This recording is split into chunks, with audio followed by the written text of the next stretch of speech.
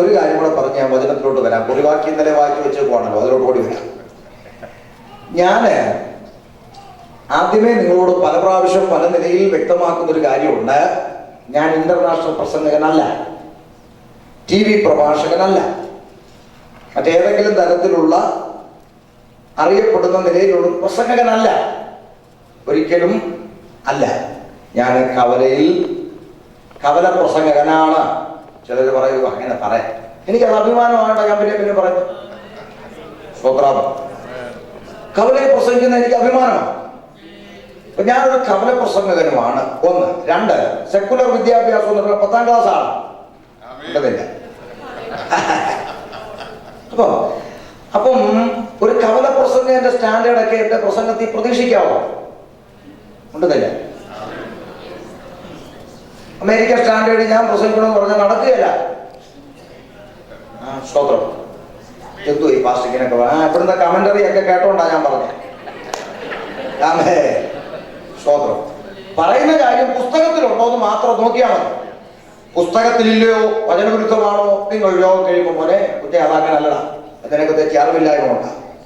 നാട്ടെ China മേലെ അത് പറയുന്നത്, അത് തിരുത്തിക്കോളാം. അതാണ് അതിന്റെ പഠനം. പുസ്തകത്തിലുണ്ടെങ്കിൽ ഉണ്ടാതെ കേട്ടേച്ച് പോകണം. പുസ്തകത്തിൽ ഇല്ലാത്ത വല്ലതും പറഞ്ഞാൽ ചോദ്യം ചെയ്യാം. സൺഡേ ക്ലാസ്സിലെ കുഞ്ഞു ചോദിച്ചാലും പരാതിയൊന്നുമില്ല. എന്നോട് ചോദിച്ചാൽ നീ ആയോളാന്നൊന്നും ഞാൻ പറയത്തില്ല. കാരണം ഞാൻ വെറും 13 വയസ്സേ ഉള്ളെന്ന് വിശ്വാസ ജീവിതത്തിൽ ഉണ്ടതില്ല. 13 വയസ്സുള്ള ഒരു പയ്യൻ സംസാരിക്കുന്നതിന് ലിമിറ്റേഷൻസ് ഉണ്ട്. അത്രയൊക്കെ എന്റെ പുസ്തകത്തിൽ കാണും. അത്രയും കരുതിയാൽ മതി. അല്ലാതെ ഇവിടെ ഇരിക്കുന്ന അഭിഷിക്തന്മാരെക്കാൾ വലിയ ആളായതുകൊണ്ടല്ല ഇവിടെ കയറി നിൽക്കുന്നത്. ദൈവത്താൽ ഒക്കെ സംഭവിച്ചത്. സ്തോത്രം. അതുകൊണ്ട് അത്രയും കാര്യം പറഞ്ഞ് ഞാൻ വിഷയത്തിലോട്ട് വരികയാണ്. സ്തോത്രം. ദൈവം നമ്മെ സഹായിക്കട്ടെ. കുറിവാക്കി ഒരിക്കൽ കൂടെ വായിക്കാം. ഇന്നലെ വന്നവരുണ്ടല്ലോ, വായിച്ചു. ഓർമ്മയുണ്ട്.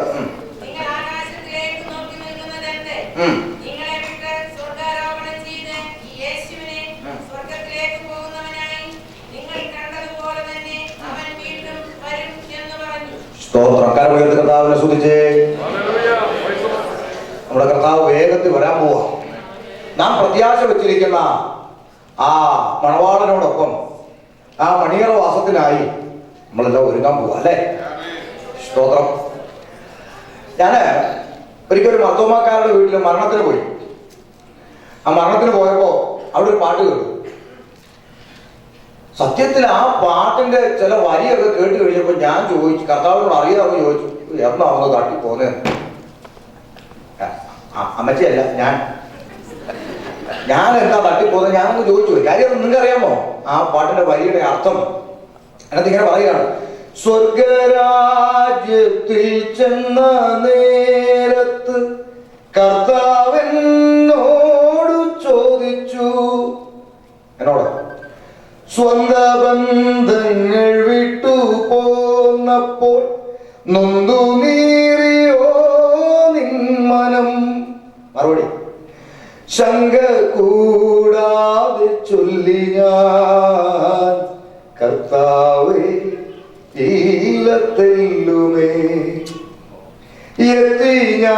എത്തി സന്നിധേ, ഇത്ര നാൾ കാത്ത സന്നിധി. എന്താ മനസ്സിലായി? സ്വർഗരാജ്യത്തിൽ ചെല്ലുമ്പോ കർത്താവ് ചോദിക്കുക, അവന്റെ ഷമീറെ സുരേന്ദ്രൻ പിള്ളേരെയൊക്കെ വിട്ടേച്ച് വന്നതിന് വിഷമമുണ്ടോ? മറുപടി പറയാ, ശങ്ക കൂടാതെ ചൊല്ലി ഞാൻ, കർത്താവേ ഇല്ലത്തെല്ലുമേ. എന്താ കാര്യം? എത്തി സന്നിധി, ഇത്ര നാൾ കാത്ത സന്നിധി. ആത്മഹത്യ ചെയ്താൽ നരകത്തിൽ പോത്തില്ല എന്നാണ് ഒരു വാക്യം ഉണ്ടായിരുന്നെങ്കിൽ എപ്പോഴേ ഞാൻ തൂങ്ങിച്ചെത്തെങ്കിലും പോയി. ഇത്ര പ്രത്യാശയാണ് രക്ഷിക്കപ്പെട്ടവരെ നിത്യതയിലുണ്ട്. ഒരു പാട്ട് കേൾക്കാൻ പോവുകയാണ്. മണിയറവാസം ചെയ്തിടുക ഉള്ളം കൊതിക്കുന്ന ഒരു ഭക്തൻ എഴുതി, തിരുവനന്തപുരത്തുകാരൻ. അതിനോട് ചേർത്ത് അല്പം വേദനയോടെ ആണെങ്കിലും ഞാൻ പറയാം, ഈ പാട്ട് എഴുതി, ഈ പാട്ട് CD വന്നു. തിരുവനന്തപുരത്ത് ഈ പാട്ട് തിരുവനന്തപുരത്തുകാരൻ നെയ്യാറാമനടുത്തുള്ള ഒരു സഹോദരൻ വിൽസൺ എഴുതി, CD വന്നു. പാട്ട് ഭയങ്കരമായിട്ട് ഹിറ്റായി.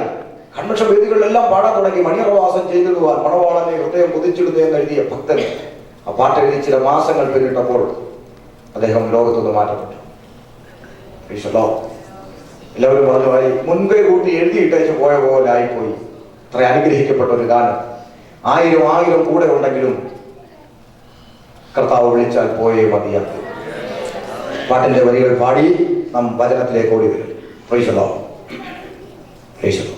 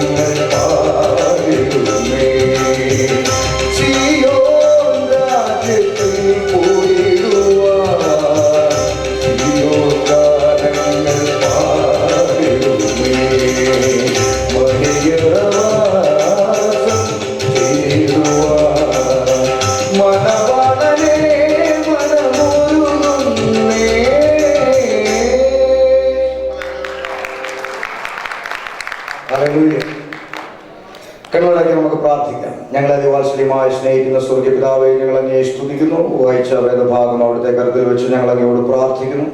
അവിടുത്തെ ആത്മശബ്ദം ഞങ്ങളെ കേൾപ്പിക്കണമേ. കർത്താവേ, സകലത്തിലും അങ്ങയുടെ നാമം മാത്രം ഉയർന്നിരുപ്പാനിടയാക്കണമേ. ഒക്കെ ഞങ്ങൾക്കായി ജീവനെ തന്ന ക്രിസ്തുയേശുവിൻ നാമത്തിൽ തന്നെ ആമേൻ. കർത്താവിനെ സ്തുതിച്ചേ. എത്ര പേർക്ക് ഒരു പ്രത്യാശയുണ്ട് പെട്ടെന്ന് അങ്ങ് പോയാൽ കൊള്ളാവുന്ന പാട്ട് കേട്ടപ്പോ? ഹല്ലേലൂയ. സന്തോഷം അല്ലേ? സ്തോത്രം. കണ്ണുനീരില്ലാത്ത, നിലവിളിയില്ലാത്ത, മുറവിളിയില്ലാത്ത, ഷുഗറും പ്രഷറും കൊളസ്ട്രോളും ഒന്നുമില്ലാത്ത നിത്യഭവനം കർത്താവ് നമുക്കായി ഒരുക്കിക്കൊണ്ടിരിക്കുക. വളരെ പ്രത്യാശയോടെ നമുക്ക് ദൈവവചനത്തിന് മുൻപിലായിരിക്കാം. കഴിഞ്ഞ രാത്രിയിൽ നമ്മൾ ചിന്തിച്ച് നിർത്തിയിടത്തു നിന്നും തുടങ്ങുവാൻ ആഗ്രഹിക്കുന്നു. കഴിഞ്ഞ രാത്രിയിൽ നാം ചിന്തിച്ചു, വിശുദ്ധ വേദപുസ്തകമാകുന്ന ബൈബിൾ ഒരു പ്രവചന ഗ്രന്ഥമാണ്. ബൈബിൾ പ്രവചന ഗ്രന്ഥമാണോ എന്ന് ഞാൻ അവകാശപ്പെടുമ്പോൾ ചില തൽപര കക്ഷികൾ പറയുന്നുണ്ടോ ബൈബിൾ തിരുത്തപ്പെട്ടതാണ്, ബൈബിളിൽ മാനുഷിക കൈകടത്തലുകളുണ്ട്, പരസ്പര വൈരുദ്ധ്യമായിരിക്കുന്ന വാക്കുകളുണ്ട്, വാക്യങ്ങളുണ്ട് എന്നൊക്കെ പറഞ്ഞുകൊണ്ട് വേദപുസ്തകത്തിന്റെ ആധികാരികതയെ ചോദ്യം ചെയ്യുന്ന തൽപര കക്ഷികളുണ്ട്. യേശുക്രിസ്തുവിന്റെ ദൈവത്വത്തെ ചോദ്യം ചെയ്യുന്ന വ്യക്തിത്വങ്ങളുണ്ട്. അതിനൊന്നും മറുപടി പറയാൻ ഈ സമയം ഞാൻ ഉപയോഗിക്കുന്നില്ല. കാരണം ഇന്ന് എനിക്ക് ആ വിഷയം ഒന്ന് തീർക്കണമെന്ന് ആഗ്രഹമുണ്ട്. അതുകൊണ്ട് അതിലേക്ക് ഞാൻ പോകുന്നില്ല. കഴിഞ്ഞ ആഴ്ചയിൽ ഞാൻ ഹൂസ്റ്റണിൽ കടന്നുപോയപ്പോൾ അവിടെ മാത്യുപ്പൻ പാസ്റ്റർ ചർച്ചിൽ 1 മണിക്കൂറായിട്ടൊരു ക്ലാസ് വെച്ചു. ദൈവം അനുവദിക്കുന്ന പക്ഷം സമയ ക്രമീകരണം ഉണ്ടെങ്കിൽ നിങ്ങൾ ക്രമീകരിച്ചാൽ അനുഗ്രഹമാണ്. എന്താ? ശിലാമികൾ വേദപുസ്തകത്തിന്റെ ദൈവികതയെ കുറിച്ച് ചോദ്യം ചെയ്യുന്ന അവരുടെ ചോദ്യത്തിന്റെ മറുപടി, ഇസ്ലാമികളുടെ ചോദ്യങ്ങളുടെ മറുപടിയും ബൈബിളിന്റെ ദൈവികത, യേശുക്രിസ്തുവിന്റെ ദൈവത്വം തുടങ്ങിയ വിഷയങ്ങളിലുള്ള ചോദ്യങ്ങളുടെ മറുപടിയും, 2 അവരോട് എങ്ങനെ നമുക്ക് സുവിശേഷം അറിയിക്കാം എന്നുള്ള നിലയിൽ ഒരു ക്ലാസ് അവിടെ നടന്നു. വളരെ അനുഗ്രഹമായിരുന്നു ആ ക്ലാസ്. ദൈവം അനുവദിച്ചാൽ അതിന്റെ മറ്റൊരു അവസരം ദൈവം നമുക്ക് നൽകട്ടെ. ഇപ്പോൾ ഞാൻ ആ വിഷയത്തിലേക്ക് കയറുന്നില്ല. വേദപുസ്തകത്തിൽ നിന്ന് ആധികാരികമായി ദൈവവചനം പഠിക്കുന്ന ഏതൊരു വ്യക്തിക്കും മനസ്സിലാകുന്ന യാഥാർത്ഥ്യം, വിശുദ്ധ വേദപുസ്തകമാകുന്ന ബൈബിൾ സാക്ഷാൽ ദൈവത്തിന്റെ വചനമാണ്. മാത്രമല്ല ഇതിന്റെ പ്രത്യേകത ഞാൻ പറഞ്ഞല്ലോ, ഇത് പ്രവചന ഗ്രന്ഥമാണ്. എന്താ പ്രവചന ഗ്രന്ഥം? നാം പഠിച്ചു, ഈ ലോകം എങ്ങനെ ഉണ്ടായി എന്ന് പറഞ്ഞുകൊണ്ട് ഉൽപ്പത്തിയിൽ ആരംഭിക്കുന്ന വിശുദ്ധ ബൈബിൾ ലോകം എങ്ങനെ അവസാനിക്കുമെന്ന് പറഞ്ഞു തന്നിട്ടാണ് എവിടെ അവസാനിക്കുന്നത്? വെളിപ്പാടിൽ അവസാനിക്കുന്നത്. ദാറ്റ് മീൻസ് ഈ വിശുദ്ധ വേദപുസ്തകം പൂർണ്ണതയുള്ള ഗ്രന്ഥമാണ്. സ്വത്രം ഞാൻ കേട്ടില്ല. ഇത് പൂർണ്ണതയുള്ള ഗ്രന്ഥമാണ്. അതുകൊണ്ട് അതിന്റെ ഒടുവിൽ വന്നപ്പോൾ പരിശുദ്ധാത്മാ കുറിപ്പിച്ചു, ഇനി ഇതിനോടാരും കൂട്ടുകയോ കുറയ്ക്കുകയോ ഒന്നും ചെയ്യണ്ട. കാരണം ബൈബിൾ അതിൽ തന്നെ പൂർണ്ണം. പൂർണ്ണതയുള്ള ഗ്രന്ഥമാകുന്ന വിശുദ്ധ ബൈബിളിൽ ഈ ഇടക്കാലത്ത് കൊണ്ട് ചില തൽപര കക്ഷികൾ കൂട്ടുചേർക്കാൻ ശ്രമിച്ചു. എന്റെ കയ്യിലും നിങ്ങളുടെ കയ്യിലും ഇരിക്കുന്ന പുസ്തകത്തിൽ അപ്പോസ്തല പ്രവൃത്തി 28 ഉള്ളൂ. പക്ഷേ ചില പുള്ളികൾ പറഞ്ഞു 28 കൊണ്ട് തീർന്നില്ല, 29 ഇനി തുടങ്ങാൻ പോവുക. അതിനും നമ്മുടെയൊക്കെ അടിസ്ഥാന സഭയുടെ നേതാക്കന്മാരൊക്കെ പോയി കൈയടിച്ചു പോട്ടെ. ഞാൻ ഇനി അതൊന്നും പറയുന്നില്ല. കാരണം ഞാൻ ഇതൊക്കെ പറഞ്ഞു പോയാൽ എന്റെ പ്രസംഗത്തിൽ വിമർശനം ഉണ്ടെന്നാ പറയുന്നത്. പോട്ടെ, ഒന്നും പറയുന്നില്ല, നിങ്ങൾ തന്നെ അനുഭവിച്ചു പഠിക്കുക. അങ്ങനെ ചിലരങ്ങനെ എത്ര പറഞ്ഞാലും മനസ്സിലാകത്തില്ല, ചിലർ അനുഭവിച്ച പഠിക്കുക. ഇതൊക്കെ ഞാൻ 2 വർഷം മുമ്പേ പറഞ്ഞു തുടങ്ങിയതാ. അന്നെല്ലാം കൂടെ എന്റെ മണ്ടയിലോട്ട് കയറാൻ വന്നു. ഇപ്പൊ പയറും തീയൊക്കെ എല്ലാവർക്കും മനസ്സിലായി തുടങ്ങി. ഞാൻ അതിലോട്ട് പോകുന്നില്ല. എന്റെ സബ്ജക്റ്റിനകത്ത് മാത്രം നിൽക്കാൻ ആഗ്രഹിക്കുക. അപ്പൊ നോക്കേ, പൂർണ്ണതയുള്ള ഗ്രന്ഥമാണ് വിശുദ്ധ ബൈബിൾ. പൂർണ്ണതയുള്ള ഗ്രന്ഥമാകുന്ന ബൈബിൾ പ്രവചന ഗ്രന്ഥമാണ്. അനവധി പ്രവചനങ്ങൾ ഉള്ള വേദപുസ്തകത്തിൽ സ്വർഗത്തിലെ ദൂതന്മാർ അവരുടെ നാവുകൊണ്ട് വ്യക്തമായി വെളിപ്പെടുത്തിയ പ്രവചന ശബ്ദമാണ് ഇന്നലെ വായിച്ചിട്ട കുറിവാക്യം, ഇന്ന് നാം കണ്ടുകൊണ്ടിരിക്കുന്ന കുറിവാക്യം. എന്താണ്? ഗലീല പുരുഷന്മാരെ, സ്വർഗത്തിലേക്ക് പോകുന്നവനായി നിങ്ങൾ കണ്ടതുപോലെ തന്നെ ആ യേശു എന്ത് ചെയ്യും? കേട്ടില്ല? വരുവോ? ഉണ്ടെന്നില്ല. വരുവോ? വരും വരും വരും വരും വരും കേട്ടോ.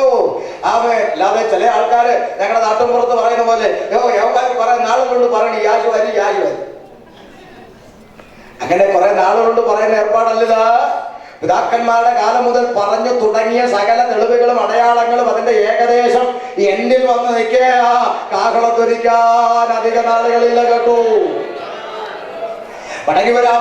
ഈ പ്രവചനം നിവർത്തിയാകുമോ ഇല്ലയോ എന്ന് വചന വെളിച്ചത്തിൽ ഇന്നലെ നാം ഒന്ന് ചിന്തിച്ചു. എങ്ങനെ ചിന്തിച്ചു?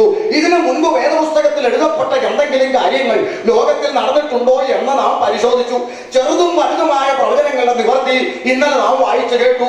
അനന്തരം നാം കൊണ്ടെത്തിച്ചത് എവിടെയാണ്? അങ്ങനെ വേദപുസ്തകത്തിൽ എഴുതപ്പെട്ട ചെറുതും വലുതുമായ പ്രവചനങ്ങൾ 2015 കമ്പ്യൂട്ടർ യുഗത്തിൽ നിവർത്തി ആയെങ്കിൽ ഇത് നിവർത്തിയാകാനുള്ള ഒരു പ്രവചനമാണ് വാക്യമായി വായിച്ചത്. അവിടെ ആയിട്ടാണ് നമ്മള് നിർത്തിയത്. അങ്ങനെയെങ്കിൽ ആമേൻ, ഈ പ്രവചനവും സംഭവിക്കും. യേശു മടങ്ങി വരും. അവിടെ നിർത്തിയാണ് ഇന്നലെ നമ്മള്. ഇനി അവിടെ തുടങ്ങാൻ പോവാ. ഇത് ഞാൻ ഒരിടത്ത് പ്രസംഗിച്ചപ്പോൾ ഒരാൾ വന്നിട്ട് ചോദിച്ച ചോദ്യം പറഞ്ഞാ ഞാൻ ഇന്നലെ നിർത്തിയത്. ആൾ വന്നിട്ട് ചോദിച്ചു, സാറേ പ്രസംഗമൊക്കെ കൊള്ളാറുണ്ട് കേട്ടോ, എനിക്ക് വലിയ ഇഷ്ടപ്പെട്ടു, ഒരു സംശയം ചോദിക്കാവോ? പിന്നെന്താ, ജനാധിപത്യം വലിയ ധൈര്യമായിട്ട് ചോദിക്കാൻ പറഞ്ഞു. അപ്പൊ പുള്ളി പറഞ്ഞു, അല്ല എന്ന് വരും? ഞാൻ ചോദിച്ചു, ആര്? അല്ല യേശു വരുമെന്നല്ലേ പറഞ്ഞു. ഓ, പുള്ളി എന്നാ വരുന്നേ? ആ ഡേറ്റ് ഒന്ന് പറഞ്ഞേ. ഞാനങ്ങ് കുഴഞ്ഞു. കാര്യം എന്താ? പുസ്തകത്തിൽ ഡേറ്റ് ഉണ്ടോ? ഉണ്ടെന്നില്ല. ഉണ്ടോ? ഇല്ല. അപ്പൊ ഇവരോട് ഡേറ്റ് ഇല്ലാന്ന് എനിക്ക് പറയാൻ ഒക്കുവോ? കാര്യം വേദപുസ്തകത്തിൽ ചെറുതും വലുതുമായ കാര്യങ്ങൾ മുമ്പേ എഴുതി വെച്ചെന്ന് അവിടെ പ്രസംഗിച്ച് നിർത്തിയത്. അപ്പൊ ചെറുതും വലുതുമായ കാര്യങ്ങൾ മുമ്പേ വെളിപ്പെടുത്തിയ ദൈവത്തിന് വരുന്ന ഡേറ്റ് എന്തുവാണോ അറിയത്തില്ലാന്നോ എന്ന് ചോദിച്ചാൽ കുഴഞ്ഞില്ലു. അതായത് കുഴഞ്ഞിരിക്കുക. അപ്പൊ ശ്രദ്ധിക്കണേ. അതുകൊണ്ട് ഞാൻ എന്ത് ചെയ്തു? രക്ഷപ്പെടാൻ വേണ്ടി ഞാൻ പറഞ്ഞു, ചേട്ടാ ഇന്നത്തെ സമയം തീർന്നു. ഇന്നത്തെ സമയം തീർന്നു. ഇനി നാളെ വൈകിട്ട് കർത്താവ് വന്നില്ലെങ്കിൽ ഞാൻ വരും, ഇതിന്റെ ബാക്കി പ്രസംഗിക്കും. അപ്പൊ ചേട്ടനെ കേൾക്കാം. അതുവരെ ഒന്ന് ക്ഷമിച്ചൂടെ? ഏതായാലും വീട്ടിൽ ചേച്ചിയും പിള്ളേരും ക്ഷമിക്കുന്നില്ലയോ? എവിടെ സീരിയലുകാര് തുടരും വന്നിട്ട് കഴിയുമ്പോൾ പിറ്റേന്ന് സന്ധ്യ വരെ കഞ്ഞി പോലും കുടിക്കാതെ എന്തായി അവര് ക്ഷമിക്കുന്നു. ആരും കൈപോക്കല്ലേ? ചിലർ ദൂതേറ്റെടുക്കും. എന്റെ കാര്യമാണ്. അപ്പൊ അതുകൊണ്ട് നാളെ വരെ ഒന്ന് ക്ഷമിക്ക എന്ന് പറഞ്ഞു. ഉടനെ പുള്ളി പറഞ്ഞു, എന്നാ നാളെ വൈകിട്ട് ഞാൻ വരും, എനിക്കറിയണം എന്താ വരുന്നതെന്ന് പറഞ്ഞു പുള്ളി അങ്ങ് പോയി. പ്രിയമുള്ളവരെ, അന്ന് രാത്രി എനിക്ക് വിശ്രമിക്കാത്ത റൂമിൽ എനിക്ക് ഉറക്കമുള്ളൂ. ഞാൻ ദൈവസന്നി മുട്ടുകുത്തി, പൊന്നു കർത്താവെ ഒരു ഡേറ്റ് അങ്ങ് എഴുതി വെച്ചുകൂടായിരുന്നു മനുഷ്യനിട്ട് കുഴയ്ക്കാനായിട്ട്. നാളെ അവൻ വന്ന് ചോദിച്ചാൽ ഞാൻ ഏത് ഡേറ്റ് പറയാനാ? ദൈവസന്നി മുട്ടുകുത്തി. നാം പറയട്ടെ, 20 വർഷം ഞാൻ സേവിച്ച ദൈവത്തിൽ നിന്ന് എനിക്ക് അനുഭവിക്കാൻ കഴിയാത്ത ഒരു പ്രത്യേകത കഴിഞ്ഞ 13 വർഷത്തെ വിശ്വാസ ജീവിതത്തിൽ അനുഭവിച്ചിട്ടുണ്ട്. അതെന്താണെന്നറിയാമോ? ഞാൻ നിന്റെ മേൽ ദൃഷ്ടി വെച്ച് നിനക്ക് ആലോചന പറഞ്ഞു തരുമെന്ന വാക്ക് പറഞ്ഞ വിശുദ്ധ വേദപുസ്തകത്തിലെ ദൈവത്തിനൊരു പ്രത്യേകതയുണ്ട്. അവൻ അരുളപ്പാട് അറിയിക്കുന്ന ദൈവമോ, അവൻ സംസാരിക്കുന്ന ദൈവമോ. അത്രയും ദൈവസന്നി മുട്ടുകുത്തുമ്പോൾ പരിശുദ്ധാത്മാവ് ഇടപെടാൻ തുടങ്ങി. ഞാന് പലപ്പോഴും എന്ന് പറയുമ്പോ ആത്മാവില്ലാത്ത എന്തും ഈ ആത്മാവില്ലെന്ന് പറയും. പ്രിയമുള്ളവരെ, നിങ്ങൾ ശ്രദ്ധിക്കണം. ഇവിടെ എങ്ങും ഒരു കുറിപ്പിരിപ്പില്ല. ഇവിടെ എങ്ങും കുറിപ്പിരിപ്പില്ല. 7 വർഷം മദ്രസയിൽ പഠിച്ച അറിവല്ലാതെ 1 വർഷം ബൈബിൾ കോളേജിൽ പഠിച്ച അറിവില്ല. ചില പറയാം അതിന്റെ കുഴപ്പമാണ്. കുഴപ്പമില്ല. ശ്രദ്ധിക്കണേ. അപ്പൊ ഈ ഒരു അറിവും ഇല്ല, കുറിപ്പും ഇല്ല, നോട്ടും ഇല്ല, ഒന്നുമില്ല. എന്നിട്ടും ഞാനിവിടെ നിന്നും വചനം പ്രസംഗിക്കുന്നതാണ് പരിശുദ്ധാത്മാവുണ്ടെന്ന തെളിവ്. പരിശുദ്ധാത്മാവ് ഇടപെടാതൊക്കെ എങ്ങനെ പറയുന്നത്? പ്രൈസ്തല്ലോ. ഇതിന്റെ ക്രിസ്ത്യാനിയായ അച്ചാന്മാർ എന്നോട് പറഞ്ഞിട്ടുണ്ടെന്ന്. എന്റെ പൊന്നു ഭാഷയെ ഞാൻ ഇപ്പോഴിത് മറച്ചു നോക്കിയ ഒരു പുക പോലെ എനിക്ക് തോന്നുന്നേ. ക്രിസ്ത്യാനി പറഞ്ഞിട്ടുണ്ടെന്ന്. ഒരു കുടുംബയോഗത്തിന് പോയി പ്രസംഗം കഴിഞ്ഞ് ഇറങ്ങിയപ്പം യാക്കോബക്കാരുടെ കുടുംബയോഗമാണ്. അത് ഒരു കുടുംബം മാത്രം രക്ഷിക്കപ്പെട്ട് പെന്തക്കോസിലായി. അപ്പൊ ഇവർക്ക് ഈ കുടുംബയോഗം എന്ന് പറഞ്ഞൊരു വകുപ്പുണ്ടെന്ന് വർഷം തോറും കറങ്ങിത്തിരിഞ്ഞ് വന്നത് പെന്തിക്കോസുകാരുടെ വീട്ടിലാണ് കുടുംബയോഗം. പിന്നെ ബന്ധുക്കളെല്ലാം പറഞ്ഞു, പോട്ടെ അവൻ കുടിയനായി നടന്നു, മാനസാന്തരപ്പെട്ട് എന്തായാലും പെന്തിക്കോസിൽ പോയെങ്കിൽ ഇപ്പൊ മര്യാദയ്ക്ക് ജീവിക്കുവാണല്ലോ, ദോഷത്തിന് പോയിരുന്നു. അതുകൊണ്ട് അവന്റെ വീട്ടിൽ കുടുംബയോഗം വെച്ചോളാം.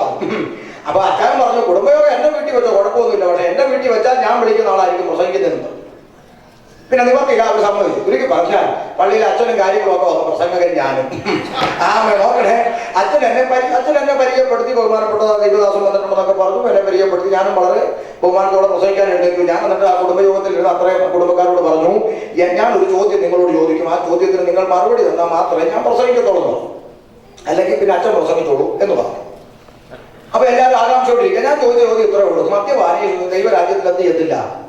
ഞാൻ മിണ്ടുന്നില്ല, കടക്കത്തില്ല. അന്ന് വിശുദ്ധ വേദോസം പറഞ്ഞു, നിങ്ങൾ അത് വിശ്വസിക്കുന്നു എന്ന് ചോദിച്ചു. അപ്പൊ എല്ലാവരും പറഞ്ഞു പിന്നെ ബൈബിളല്ലേ അവർ വിശ്വസിക്കുന്നത്. ശരി, മദ്യപാനി ദൈവരാജ്യത്ത് പോകത്തില്ല, മദ്യം കഴിക്കരുത് എന്ന് വേദോസം പഠിപ്പിക്കുന്നല്ലോ.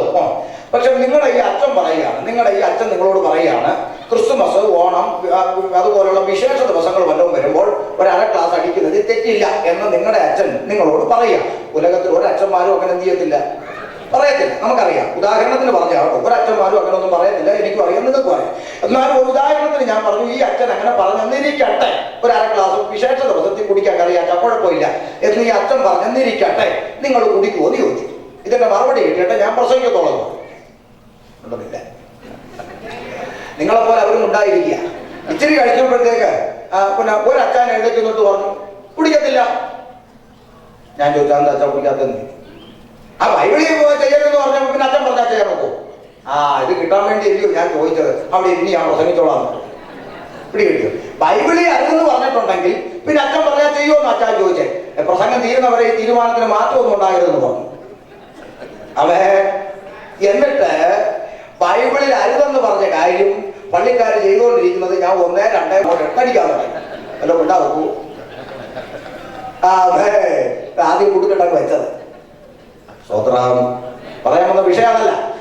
പ്രസംഗമെല്ലാം കഴിഞ്ഞപ്പോൾ ഈ സെക്രട്ടറിയേറ്റ് ഓടി വന്ന് എന്നെ കെട്ടിയോട്ട് കുടിച്ചോട്ടു ഒരു കരച്ചില്ല.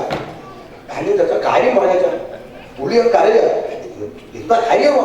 പുള്ളി ഇങ്ങനെ കുടിക്കുക, ഞാൻ ഒന്ന് വിടാൻ പറഞ്ഞ പുള്ളി അങ്ങോട്ട് ഞാൻ എന്താ വെച്ചാ പുള്ളി പോലെ ഒരു മുസൽമാൻ വന്ന് ഞങ്ങളോട് തീർച്ചയായിട്ടും പറയേണ്ട ഗതികേടുണ്ടായിരുന്നോടാ. ഈ ഗതികേട് കൊണ്ടാ ഇപ്പൊ ചിലർ എന്നെ അങ്ങ് ഒതുക്കാൻ ശ്രമിക്കുന്നു. മുസ്ലിമെന്ന് പറഞ്ഞ ഇവൻ ഇവിടെ എന്തെങ്കിലും ആയി പോകുമോ എന്ന് അച്ചാച്ചന്മാർക്കൊരു പേടി. എന്നെ അങ്ങ് ഒതുക്കണം. സ്തോത്രം. ഞാൻ പറഞ്ഞതിന്റെ താല്പര്യം മറ്റൊന്നുമല്ല. അവര് പറഞ്ഞ് ഞങ്ങൾക്ക് ഇതൊന്നും മനസ്സിലാകുന്നില്ല. അങ്ങനെയെങ്കിൽ പരിശുദ്ധാത്മ പറഞ്ഞു, ഞാൻ നിന്റെ മേൽ ദൃഷ്ടി വെച്ച് നിനക്ക് ആലോചന പറഞ്ഞു തരാമെന്ന് പറഞ്ഞ ദൈവം ജീവിക്കുന്നത് കൊണ്ടാണ് ഞാൻ ഇവിടെ നിന്ന് വചനം പ്രസംഗിക്കുന്നത്. അതെ, മനസ്സിലാകുന്നുണ്ടോ? ആ രാത്രി ദൈവസനി മുട്ടുകുത്തി കർത്താവ് നീ ഇടപെടണമേ, പറഞ്ഞു തരണമെന്ന് പറയുമ്പോൾ പരിശുദ്ധാത്മാവിന്റെ ചിന്തയെ കൊണ്ടുപോയി. എങ്ങനെ കൊണ്ടുപോയി? അത് 2013 നടന്ന കാര്യം. 13 അന്ന് ദൈവം ഇങ്ങനെ ചോദിച്ചു, കുഞ്ഞേ 2013 ഡിസംബർ മാസം 30-ാം തീയതി വൈകിട്ട് 4 മണിക്ക് ഞാൻ വരും എന്ന് ഈ പുസ്തകത്തിൽ എഴുതിയിരുന്നെങ്കിലോ? ദൈവം ഇടപെടുക. അങ്ങനെ എഴുതിയിട്ടൊന്നുമില്ല. ഇപ്പൊ അത് ഉറങ്ങിയവരാരും വെളിയിലുറങ്ങിയെന്ന് പറയരുത്. ഷമീർ വാസ് പറഞ്ഞു ഡിസംബർ 30 വരുമോ? അപ്പൊ അതുകൊണ്ട് അങ്ങനെ എഴുതിയിരുന്നെങ്കിലോ എന്നൊരു ചോദ്യം ആത്മാവിൽ ഞാനും ദൈവത്തോട് ചോദിച്ചു. എങ്കിലോ? അപ്പൊ കർത്താവ് ഇടപെടുക. എങ്കിൽ നിന്റെ പ്രസംഗം കേൾക്കാൻ ഇന്ന് ഒരെണ്ണം ഇവിടെ വരുത്തില്ലായിരുന്നു. നമ്മൾ മനസ്സിലായില്ല. ഇവിടെ കർത്താവ് ഇങ്ങനെ ചിന്തയെ കടത്തിവിടുക. കുഞ്ഞേ, അങ്ങനെ ഒരു ഡേറ്റ് വേദപുസ്തകത്തിൽ ഉണ്ടായിരുന്നെങ്കിൽ ഈ ജനത്തിന് പള്ളി വേണോ, പ്രാർത്ഥന വേണോ, ഉപവാസം വേണോ, വിശുദ്ധി വേണോ, വേർപാട് വേണോ, ഒരു കുന്തവും വേണ്ട. തോന്നിയതും കാണിച്ച് അടിച്ച് പൊളിച്ച് മതിച്ച് കുടിച്ച് ഉരുണ്ട് പെരണ്ട് എങ്ങനെ അങ്ങടങ്ങ് ജീവിക്കുക. എന്നിട്ടോ 2013 ഡിസംബർ മാസം 30-ാം തീയതി വൈകിട്ട് ഒരു 3:30-3:45 കൂട്ടത്തോടെ അങ്ങോട്ട് മാനസാന്തരപ്പെടുക. ഇതിനാ 4 മണിക്ക് പോണ്ടേ?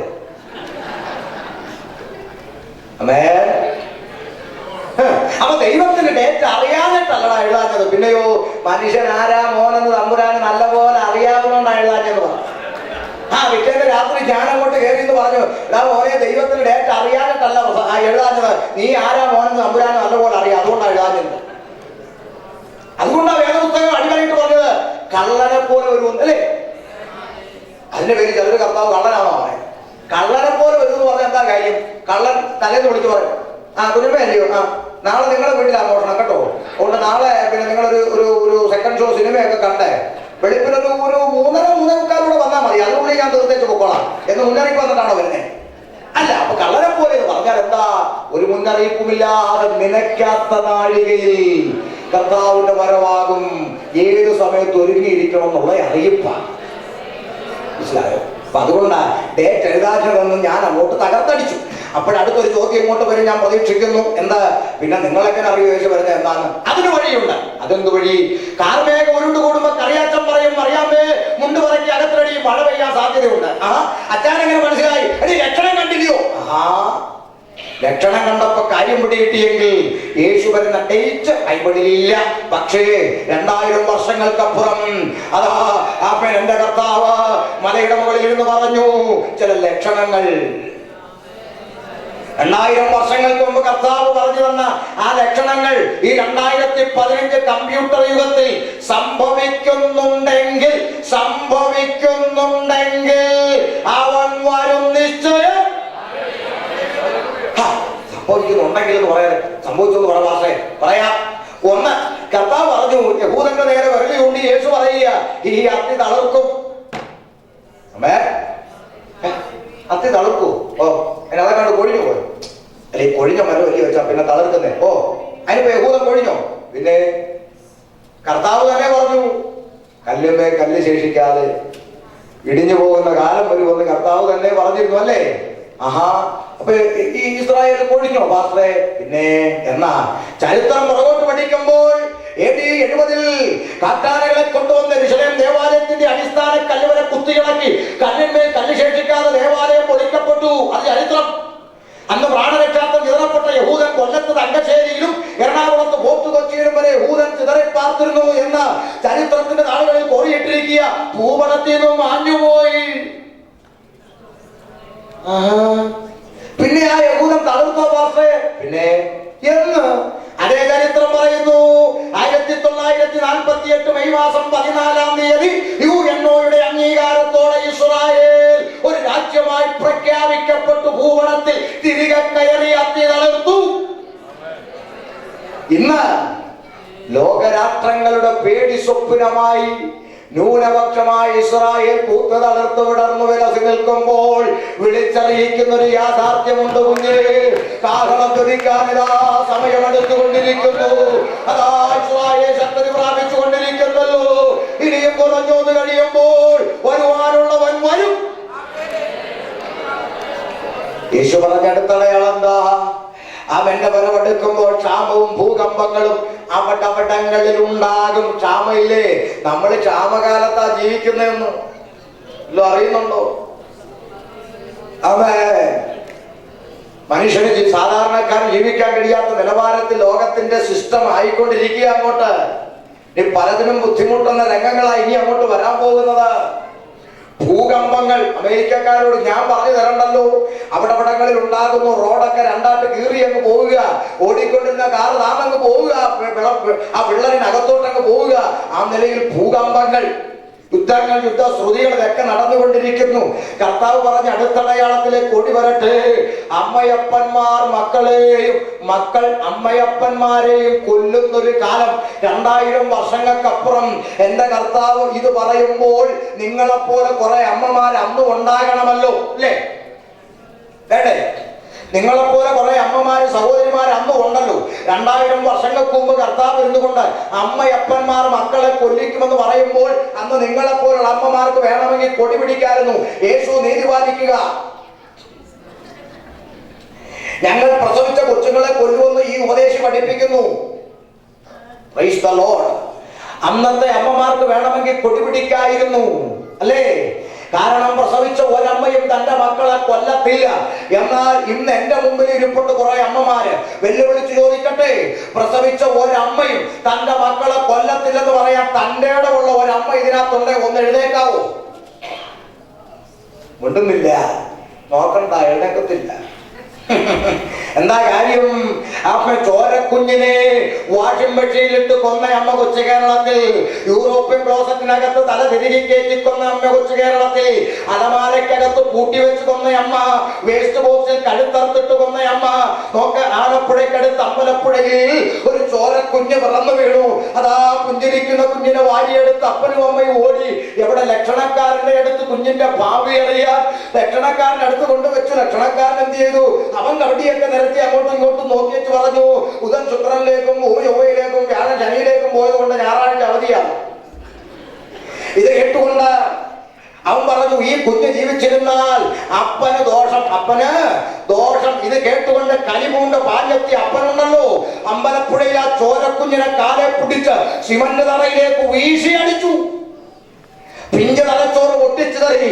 ആ ചോരക്കുഞ്ഞ് ലോകത്തുനിന്ന് മാറ്റപ്പെട്ടു. പ്രിയ മാതാവേ, പിതാവേ, കുഞ്ഞ് ജീവിച്ചിരുന്നാൽ അപ്പന് എന്താ ദോഷം. ഇപ്പൊ കുഞ്ഞെന്ത് ചെയ്തു? മരിച്ചു. അപ്പന്റെ സമയം തെളിഞ്ഞു. അകത്ത് കിടന്നുണ്ടതില്ല. കുഞ്ഞ് ജീവിച്ചിരുന്നപ്പോ ദോശയായി, ഉണ്ടയായി. അത്രയോ.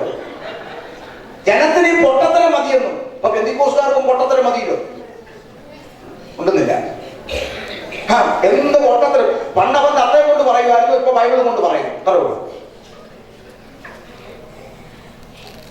മുഖത്തൊരു മ്ലാനത കാണുന്നുണ്ടല്ലോ. വല്ലാത്തൊരു വേദനയുടെ മണ്ഡലം. ഈ മണ്ഡലം ഒഴിഞ്ഞൊരു ദൂതില്ല. മണ്ഡലം, ഭക്തിയുടെ മണ്ഡലത്തിൽ, അടുക്കളയുടെ മണ്ഡലത്തിൽ ജോലി പോലും ചെയ്യിക്കത്തില്ലെന്ന് വാദിച്ചുകൊണ്ട് കാലുകളുടെ മുട്ടുകൾക്ക് വേദന ഇട്ടുകൊണ്ട് പോരാടുന്ന അന്ധകാര മണ്ഡലത്തിന്റെ വ്യാപാര ശക്തി. ഓ, ഇതൊക്കെ മതിയോ നമുക്ക്? 1 മണിക്കൂർ വചനം പ്രസംഗിക്കാൻ കൊടുത്താൽ മണ്ഡലം കൊണ്ട് അരമണിക്കൂർ കളയാം. മണ്ഡലം അടങ്ങി വരണം കേട്ടോ. മായാലോകത്തിലൂടെ ഓടി നാശത്തിൽ ചെന്ന് വധിക്കരുത്. ചിലർ പറയാം, എങ്ങനെ പോയാലും ഇങ്ങനെ ഇതിൽ കൂടെ കയറാതെ ഒക്കത്തില്ല. പൈസകളോ ഞാൻ പോകുന്നില്ല, അങ്ങോട്ട് മടങ്ങി വരിക. ശ്രദ്ധിച്ച് കേൾക്കണേ. അമ്മയപ്പന്മാർ മക്കളെ കൊല്ലുന്ന കാലം നോക്ക്. മൃഗങ്ങൾ ചെയ്യുമോ? മൃഗങ്ങൾ ചെയ്യുമോ? നിങ്ങളൊന്ന് ശ്രദ്ധിച്ചേ. പ്രസവിച്ച് കിടക്കുന്ന ഒരു പട്ടിയുടെ അടുക്ക ചിലത് കടിക്കാൻ ഓടിക്കുമല്ലേ? അടയിരിക്കുന്ന ഒരു കോഴിയുടെ അടുക്ക ചെല്ലേ അത് കൊല്ലാൻ വരും. തന്റെ കുഞ്ഞിനെ പിടിക്കാൻ വിളിയാതെ. മിണ്ടാപ്രാണികൾ പോലും ചെയ്യത്തില്ല. എന്തിനാ? മിണ്ടാപ്രാണിയായ ഒരു കോഴി പോലും ഒരു മുട്ടയിട്ട് എന്ത് ചെയ്യും? എന്ത് ചെയ്യും മോനെ? കോഴി മുട്ടയിട്ട് എന്ത് ചെയ്യും? നമ്മളെ കഴിക്കും. കോഴിയോ എന്ത് ചെയ്യും മക്കളെ? കോഴി. ഒരു മലയാള കോഴിയൊന്നും കണ്ടിട്ടുണ്ടോ അറിയത്തില്ല. ഇവിടെ കോഴിയുണ്ടോ? കുറവല്ലേ? കോഴിയുണ്ട്. എല്ലാം KFC-യില്ല. പോട്ടെ. അപ്പൊ സംഗതി നോക്കണേ. മിണ്ടാപ്രാണിയായ ഒരു കോഴി പോലും ഒരു മുട്ടയിട്ട് എന്ത് ചെയ്യും അറിയാമോ? ആ ഉടനെ കൂകി വിളിച്ചു 10 പേരെ അറിയിക്കും. മുട്ടട്ട് മുട്ടട്ട് കറിയാളെ പറമ്പിൽ ഇട്ടുപോയേ വേഗം വന്ന് അടുത്തു. ഇല്ലെങ്കിൽ ഇവൻ എടുത്തോണ്ട് പോകുന്നൊക്കെ ആയിരിക്കും. പാവം അവർ ഒക്കുന്ന ഭാഷയിൽ അത് കൂകി വിളിച്ച് 10 പേരെ അറിയിക്കും. നിങ്ങൾ അറിഞ്ഞോ? ഈ അടുത്ത കാലത്ത് ഒരു അമ്മ KSRTC ബസിന്റെ പുറകിലത്തെ സീറ്റ് മുട്ട ഇട്ടേച്ച് ഞാനൊന്നും പറഞ്ഞില്ല എന്ന് പറഞ്ഞ് ഇറങ്ങിയൊക്കെ പോയി. കൂകിയതുമില്ല, വിളിച്ചതുമില്ല, ആരും കൊണ്ട് അറിഞ്ഞതുമില്ല. മുട്ട ഇപ്പൊ അമ്മ തൊട്ടിൽ ഇറങ്ങിയാണ്. എന്തോ പിടികിട്ടി. താവിന് വചനം ചോദിച്ചു, പെറ്റ തള്ള തന്റെ കുഞ്ഞിനെ മറക്കുമോ? അവൾ മറക്കും. അവൾ മറന്നാലെ ഞാൻ എന്നെ മറക്കും. അമ്മയപ്പന്മാർ മക്കളെ കൊല്ലുന്ന കാലം പകൽ പോലെ നമ്മുടെ മുമ്പിൽ വെളിപ്പെട്ട് കിടക്കുക. ഇനിയും തിരിച്ചറിയാതെ പോകരുത്. കർത്താവ് പറഞ്ഞ അടയാളമാ. പെറ്റ തള്ള തന്റെ കുഞ്ഞിനെ കൊല്ലുന്ന കാലം. ജനിപ്പിച്ച അപ്പന്മാർക്ക് സ്വന്തം പെൺകുഞ്ഞിനെ തിരിച്ചറിയാത്ത കാലം. നിങ്ങൾ വായിക്കുന്നില്ലേ? 3 വയസ്സുള്ള പെൺകുഞ്ഞിനെ പീഡിപ്പിക്കുന്ന സ്വന്തം അപ്പൻ പോലും ഇവൻ മനുഷ്യനാണോ? തെരുവിൽ ഉറങ്ങിക്കിടക്കുന്ന 3 വയസ്സുള്ള പെൺകുഞ്ഞിനെ എടുത്തോണ്ട് പോയി ഉപദ്രവിക്കുന്ന അപ്പൻ ഇവൻ മനുഷ്യനാണോ? പ്രായപൂർത്തിയാകാത്ത പെൺകുഞ്ഞിനെ കൊണ്ടു നടന്ന് വിറ്റ പരവൂരിലെ അമ്മ ഇവൻ മനുഷ്യനാണോ? അമ്മയപ്പന്മാർ മക്കളെ കൊല്ലുന്ന രംഗം പകൽ പോലെ ലോകത്തിന്റെ നാനാഭാഗത്ത് വെളിപ്പെട്ട് കിടക്കുന്നു. നിങ്ങൾ തിരിച്ചറിയുന്നില്ലയോ? കാഹളത്തൊലിക്കാൻ സമയമായെന്ന് നോക്ക്. നീ തിരിച്ച് മക്കൾ അമ്മയപ്പന്മാരെ കൊല്ലിക്കുന്നുണ്ടോ? പറയണോ? പറയണോ? എത്രയോ അമ്മയപ്പന്മാര്, അമേരിക്കയിലെ കാര്യമല്ല, ഞാൻ നാട്ടിലെ അനുഭവം പറയുന്നു. എത്രയോ അമ്മയപ്പന്മാര് പറയും, ഒന്ന് വാസേ പ്രാർത്ഥിക്കണേ. എന്താ? പൊന്നേ നേരെ പാലേ വെയിൽ കൊള്ളിക്കാതെ മഴ കൊള്ളിക്കാതെ മുണ്ട് മുറുക്കി ഉടുത്ത് എച്ചിപ്പാത്രം കഴുകി തുണിയലക്കി കട്ടപ്പെട്ട് വലുതാക്കിയ മക്കളാ പാസ്റ്റർ. അവരിപ്പോ അങ്ങ് വളർന്നു. ഇല്ല, ജിംനാസ്റ്റിക്കിലൊക്കെ പോയി അവിടെ എവിടെയൊക്കെ ഉരുട്ട് പൊങ്ങിയപ്പോഴത്തേക്ക് ഇവരിപ്പോ ആരെയും കയറി കൊല്ലാന്ന് പറഞ്ഞ് നടക്കുക. പാസ്റ്റർ എത്രയോ തലതരച്ച് അമ്മയപ്പന്മാർ പിടിയിപ്പുണ്ടല്ലോ. നിങ്ങൾ ചോദിക്കണം, പഴയ കാലത്ത് അപ്പൻ ഗേറ്റ് കടന്ന് ഇങ്ങോട്ട് വരുമ്പോ തൊണ്ട കൊണ്ടൊരു ശബ്ദം ഇങ്ങനെ വരുന്നത്. ഇത് കേൾക്കുമ്പോഴേ പിള്ളേര് ഓടി പാടി പപ്പ വരെ അപ്പൊ ഓടി പാടി എന്ന് പറഞ്ഞ് ഓടി വന്ന് ടി വി ഒക്കെ ഓഫ് ചെയ്ത ഒരു പാഠപുസ്തകമൊക്കെ എടുത്തു വെച്ച് ആ ജനാല തുറന്നിട്ട് ആ വരുന്ന പപ്പ കേൾക്കെ ആ പഴയ 2ാം ക്ലാസ്സിലെ പദ്യമൊക്കെ എടുത്തു വെച്ച് പപ്പ കേൾക്കാൻ വേണ്ടി ഉറക്കം പാടുമായിരുന്നു. പൂവിൽ തുള്ളും പൂമ്പടി പോലെ പൂന്തേനുണ്ട് കഴിഞ്ഞു. പഴയ 2ാം ക്ലാസ്സിലെ പദ്യമാണ്. ഇതെല്ലാം എടുത്തു വെച്ച് അങ്ങോട്ട് പാടുന്ന ഒരു കാലം അല്ലേ ഇന്നോ? ഇന്ന് പിള്ളേർ ഒരു ശബ്ദം ഉണ്ടാക്കിക്കൊണ്ട് ഗേറ്റ് കിടന്നിങ്ങോട്ട് വരും, കൊലവേറി കൊലവേറി കൊലവേറി. ഇത് കേൾക്കുമ്പോൾ അപ്പനും അമ്മയും ചുരുണ്ടുകൂടി ബെഡ്റൂമിൽ കയറിക്കോണം. അതാണ് കാലം.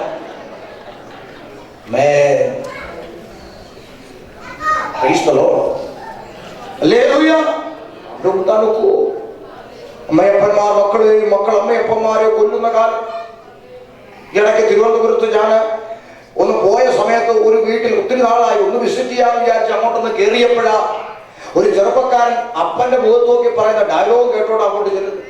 ഞാൻ അങ്ങോട്ട് കയറി ചെല്ലുമ്പോൾ അവൻ അപ്പനോട് പറയാം, കളവാ ചവിട്ടി കാറ്റി കളയും കേട്ടാ, മര്യാദയ്ക്ക് മൂലം കിടന്നോളാം, ചവിട്ടി കാറ്റി കളയും കേട്ടാ. ഇത് കേട്ടപ്പോ എനിക്ക് ഒന്ന് വേഗം ഇവിടെ നിന്ന് പോകാൻ അവൻ എന്നെയും ചവിട്ടി കാറ്റി കളയും. കേൾക്കുന്നുണ്ടോ? അമ്മയപ്പന്മാർ മക്കളെയും മക്കൾ അമ്മയപ്പന്മാരെ കൊല്ലുന്ന കാലം പകൽ പോലെ മുന്നിൽ വെളിപ്പെട്ട് കിടക്കുന്നു. നിങ്ങൾ അറിയുന്നില്ലയോ? കാഹളം ധരിക്കാനിതാ സമയമായത്.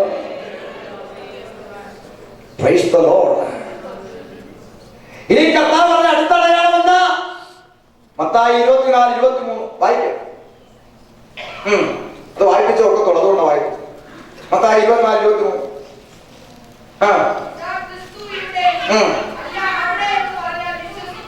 ബൈബിൾ അങ്ങനെ പലതും പറയും, ഞങ്ങൾ വിശ്വസിക്കും. ഇവിടെയൊന്നുമില്ല. അടുത്ത വാക്ക്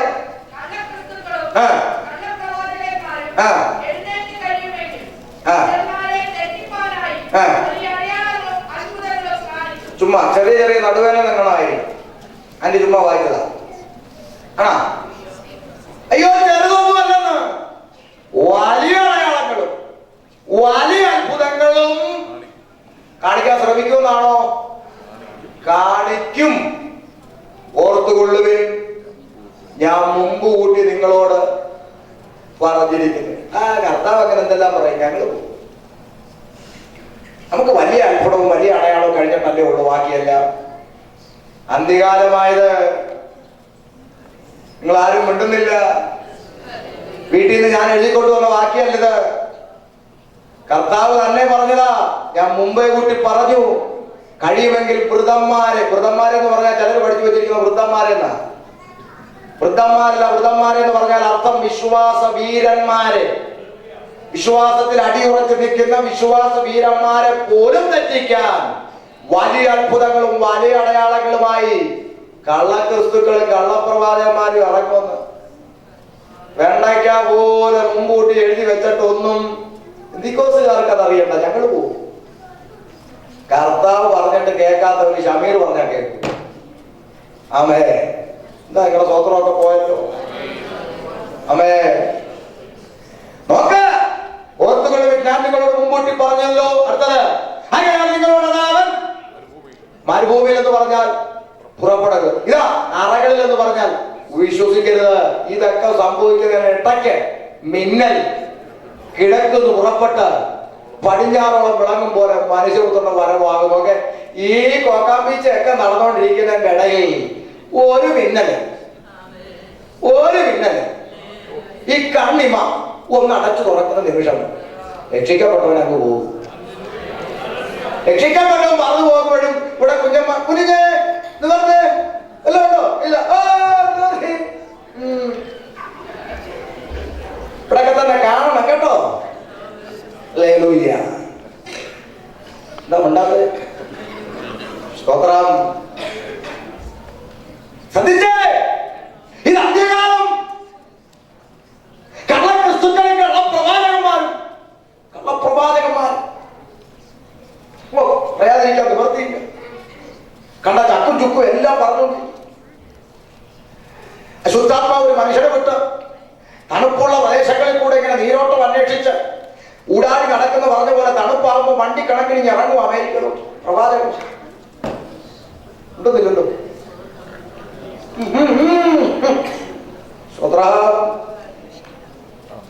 പ്രവചനം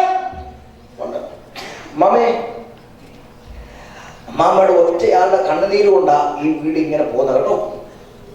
അച്ഛൻ കുറച്ചുകൂടെ ഒക്കെ ഒന്നും കീഴടക്കി പ്രാർത്ഥിക്കാൻ പറയണം. ഇത്ര ഇട്ടു കൊടുത്താൽ മതി, പെണ്ണല്ലി അയക്കും. പിന്നെ അങ്ങോട്ട് എന്താ ചെയ്യാനാ പാത്ര, ഈ മനുഷ്യരോട് പറഞ്ഞ് ഇങ്ങനോട്ട് ഉപസിക്കത്തുമില്ല, പ്രാർത്ഥിക്കത്തുമില്ല, ഇങ്ങനെ കൊണ്ട് കംപ്ലൈന്റ് ഇട്ട് കൊടുക്കും. അവിടുന്ന് ചില്ലറ മേടിച്ചു. ഇപ്പറ വന്ന അച്ഛനോട്, അച്ഛാ അമ്മാമ്മച്ചുള്ള കീഴടങ്ങുണ്ടോ കേട്ടോ. അവിടുന്ന് ഉള്ളത് മേടിച്ചു. ആള് വണ്ടി കയറി കഴിഞ്ഞപ്പോ ഇവിടെ വഴക്ക്. എത്ര കുടുംബങ്ങൾ കയ്യൊന്നും പൊക്കണ്ട. കുഞ്ഞെ ഇതൊന്നും അല്ല പ്രവചനം കേട്ടോ. പ്രവചനമില്ല, പ്രവാചകനില്ല എന്നൊന്നും ഞാൻ പറയുന്നില്ല. പ്രവചനമുണ്ട്, പ്രവാചകനുണ്ട്. വേദപുസ്തകത്തിലെ സകല കൃപാവര ശുശ്രൂഷകളും കർത്താവിന്റെ വരവ് വരെ ചെയ്യാൻ ദൈവശക്തനാ. കാരണം അവർ ജീവിക്കുന്ന ദൈവം. Praise the Lord. പക്ഷെ നമ്മൾ ഈ പഠിച്ചു വെച്ചിരിക്കുന്ന ഈ പൊക്കാൻ വീഴ്ചയൊക്കെ മാറ്റണം കേട്ടോ. ഇതൊന്നും അല്ല പുസ്തകത്തിലുള്ളത്. നൂറുകണക്കിന് അനുഭവം മുമ്പിലുണ്ട്. ഒന്ന് പറയാം, എന്തായാലും നാളെ ഇല്ലത്. അമ്മേ ഒന്ന് പറയാം. ആമേ നാട്ടിൽ നടന്നൊരു സംഭവം. ഇതുപോലെ ഫ്രണ്ടിൽ പിള്ളേർ കുഞ്ഞുങ്ങൾ വന്നിരിക്കും. സിവിൽ എഞ്ചിനീയറിംഗിന് പഠിക്കാനിരുന്ന ഒരു പെൺകുഞ്ഞ്. അവൾ എല്ലാ കാര്യങ്ങളും അപേക്ഷയൊക്കെ അയച്ചു. പെൺകുഞ്ഞ് മുമ്പിലിരിക്കുക. പ്രവാചകൻ വന്നിട്ട് പറഞ്ഞു, ഒരു വെള്ള കോട്ടും സിറിഞ്ചും എന്നെ കാണിക്കുന്നു. വെള്ളക്കോട്ടും സിറിഞ്ചും കാണിച്ചാൽ പിന്നെ സിവിൽ എഞ്ചിനീയറാണ്. പിന്നെ ആരാ? നേഴ്സ്.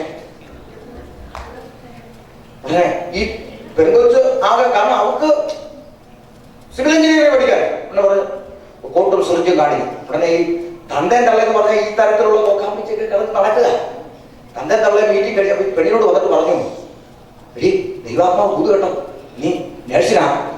കൊച്ചു പറഞ്ഞു, മമ്മി ഞാൻ സിറിഞ്ച് കണ്ടോ തലകറങ്ങി വീഴും, എനിക്ക് നീ ദൈവാത്മാവിന് മറുതരിക്കുന്നു, പ്രാർത്ഥിക്കാൻ പറഞ്ഞു. കൊച്ചിനെ പിടിച്ച് വാതിനടുത്ത് കൊണ്ടുവന്നു. ഫസ്റ്റ് ദൂതിന്റെ മുമ്പിൽ അങ്ങ് സമർപ്പിക്കാട്ടോ. പിന്നെ കുഞ്ഞിന് വേണ്ടി ഒന്ന് പ്രാർത്ഥിക്കണം, അതിന്റെ ബാക്കിയുള്ള കാര്യങ്ങൾ എങ്ങനെയാന്നൊക്കെ ഒന്ന് പ്രാർത്ഥിച്ചാട്ടെ. പിന്നെന്താ പ്രാർത്ഥിക്കാം. പുള്ളി അവിടെ പ്രാർത്ഥിച്ചിട്ട് പറഞ്ഞു, ബാംഗ്ലൂര്. എവിടെ?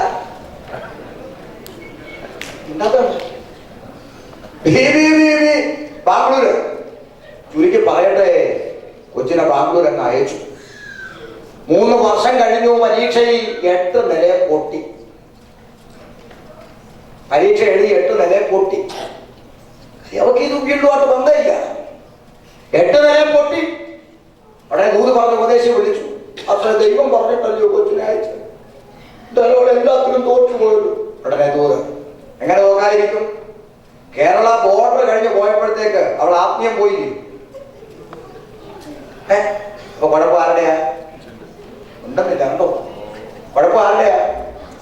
കൊച്ചിന്റെ. ഇനി അവള് ജയിച്ചായിരുന്നെങ്കിലോ? പക്ഷെ എല്ലാത്തിനും ജയിച്ചു കേട്ടോ. ഞാൻ ആ ദൂത് പറഞ്ഞ ആദ്യത്തെ ശമ്പളം നോക്കി വന്നേക്കണം. കർത്താവ് വന്നോ? അല്ലേ അനക്കൊന്നു. നിങ്ങളുടെ കാര്യത്തിൽ തീരുമാനമായി ഏകദേശം. പ്രിയമുള്ളവരെ, നിങ്ങൾ ഏത് ലോകത്തായി ജീവിക്കണേ. Praise the Lord. 3 വർഷം നഷ്ടപ്പെട്ട കുഞ്ഞിന്റെ അവസ്ഥ പിന്നെ പോയിരുന്ന് അവളോട് കൗൺസിലിംഗ് ചെയ്ത് ആ കുഞ്ഞിന്റെ മാനസിക നില തന്നെ മാറി അവളോട് കൗൺസിലിംഗ് ചെയ്ത് പറഞ്ഞ് മനസ്സിലാക്കി പറഞ്ഞു, 3 ജന്മം ഒന്നും പോയില്ലല്ലോ, 3 വർഷം വലിയ കുഞ്ഞെ പോയെ, നീ ധൈര്യമായിട്ട് അങ്ങോട്ട് ഇറങ്ങടി എന്ന് പറഞ്ഞ് അവളെ ഒന്ന് എൻകറേജ് ചെയ്ത് സിവിൽ എഞ്ചിനീയറിംഗിന് പിന്നെയും അവള് പോകാൻ തുടങ്ങി. കുഴപ്പക്കാരൻ ദൈവമാണോ? ഇതൊന്നുമില്ലല്ലോ ആരും. അനുഭവിച്ച് പഠിക്കേണ്ടവർ അനുഭവിച്ചൊക്കെ പഠിച്ചാൽ മതി. ഞാൻ മടങ്ങി തരിക. എന്റെ വിഷയം ശ്രദ്ധിച്ചേ. കള്ളക്രിസ്തുക്കളും കള്ളപ്രവാചകന്മാരും എഴുന്നേറ്റ് കഴിയുമെങ്കിൽ വൃതന്മാരെ പോലും തെറ്റിപ്പാൻ വലിയ വലിയ അത്ഭുതങ്ങളും വലിയ അടയാളങ്ങളും ഒക്കെ കാണിക്കും. നിങ്ങൾ പുറപ്പെടരുത്, പുറപ്പെടരുത്. ഞാൻ നിങ്ങളോട് മുൻകൂട്ടി പറഞ്ഞു. ഇനി അതിനോട് റിലേറ്റഡ് ആയിട്ട് നിങ്ങൾ ചിന്തിക്കുക. കർത്താവ് തന്നെ പറഞ്ഞു, അന്നാളിൽ ഇതാ കർത്താവേ കർത്താവേ നിന്റെ നാമത്തിൽ ഞങ്ങൾ ഭൂതങ്ങളെ പുറത്താക്കി, നിന്റെ നാമത്തിൽ ഞങ്ങൾ വീര്യ പ്രവൃത്തികളൊക്കെ ചെയ്തല്ലയോ. കർത്താവ് പറയും, ഞാൻ ഒരു നാളും നിന്നെ ഒന്നും അറിഞ്ഞിട്ടില്ല, പോയിടാ. ആമേൻ. എന്താ അങ്ങനെ പറയാൻ കാരണം എഴുതി വെച്ചിട്ടുണ്ട്. ആ ധർമ്മം പ്രവർത്തിക്കുന്നവരെ എന്ന് പറഞ്ഞാൽ നിങ്ങൾ ഈ കാര്യങ്ങളൊക്കെ ചെയ്തു, പക്ഷെ സത്യസന്ധതയില്ലായിരുന്നു, ധർമ്മമില്ലായിരുന്നു, അധർമ്മികളായിരുന്നു. സത്യത്തിന്റെ പക്ഷത്ത് എന്നും ദൈവമുണ്ട്. യഹോവ സത്യത്തിന്റെ പക്ഷത്തുണ്ട്. ഞാനത് വിശ്വസിക്കുന്ന ആളാ. സത്യത്തിന്റെ പക്ഷത്ത് ആരില്ലേലും സത്യത്തിന്റെ പക്ഷത്ത് ദൈവമുണ്ട്. ഒറ്റയ്ക്ക് സത്യത്തിന് വേണ്ടി നിൽക്കണം. ദൈവം കൂടെ ഉണ്ടാവും. ആര് കൈവിട്ടാലും, ആര് ചതിച്ചാലും, ആരൊറ്റപ്പെടുത്തിയാലും തമ്പുരാൻ കൈവിടത്തില്ല. സത്യത്തിന്റെ പക്ഷത്ത് ദൈവം ഉണ്ടെന്ന് ഞാൻ വിശ്വസിക്കുന്നു. ആമേൻ. എല്ലാം സത്യമൊന്നും അല്ല. മനുഷ്യരെ ഒന്നും നമ്പരുത്. എല്ലാം സത്യമൊന്നും അല്ല. 100 കണക്കിന് അനുഭവമുണ്ട്. എന്റെ പ്രസംഗം കഴിഞ്ഞ് എന്നെ കെട്ടിപ്പിടിച്ചു ഉമ്മിച്ചു, നീ ഈ കാലഘട്ടത്തിന്റെ പൗലോസാടാ മോനെ എന്നൊക്കെ പറഞ്ഞേച്ച് അപ്പുറത്തോട്ട് പോയി ഫോൺ വിളിക്കും. അവരെയൊക്കെ ആരെങ്കിലും വിളിക്കും.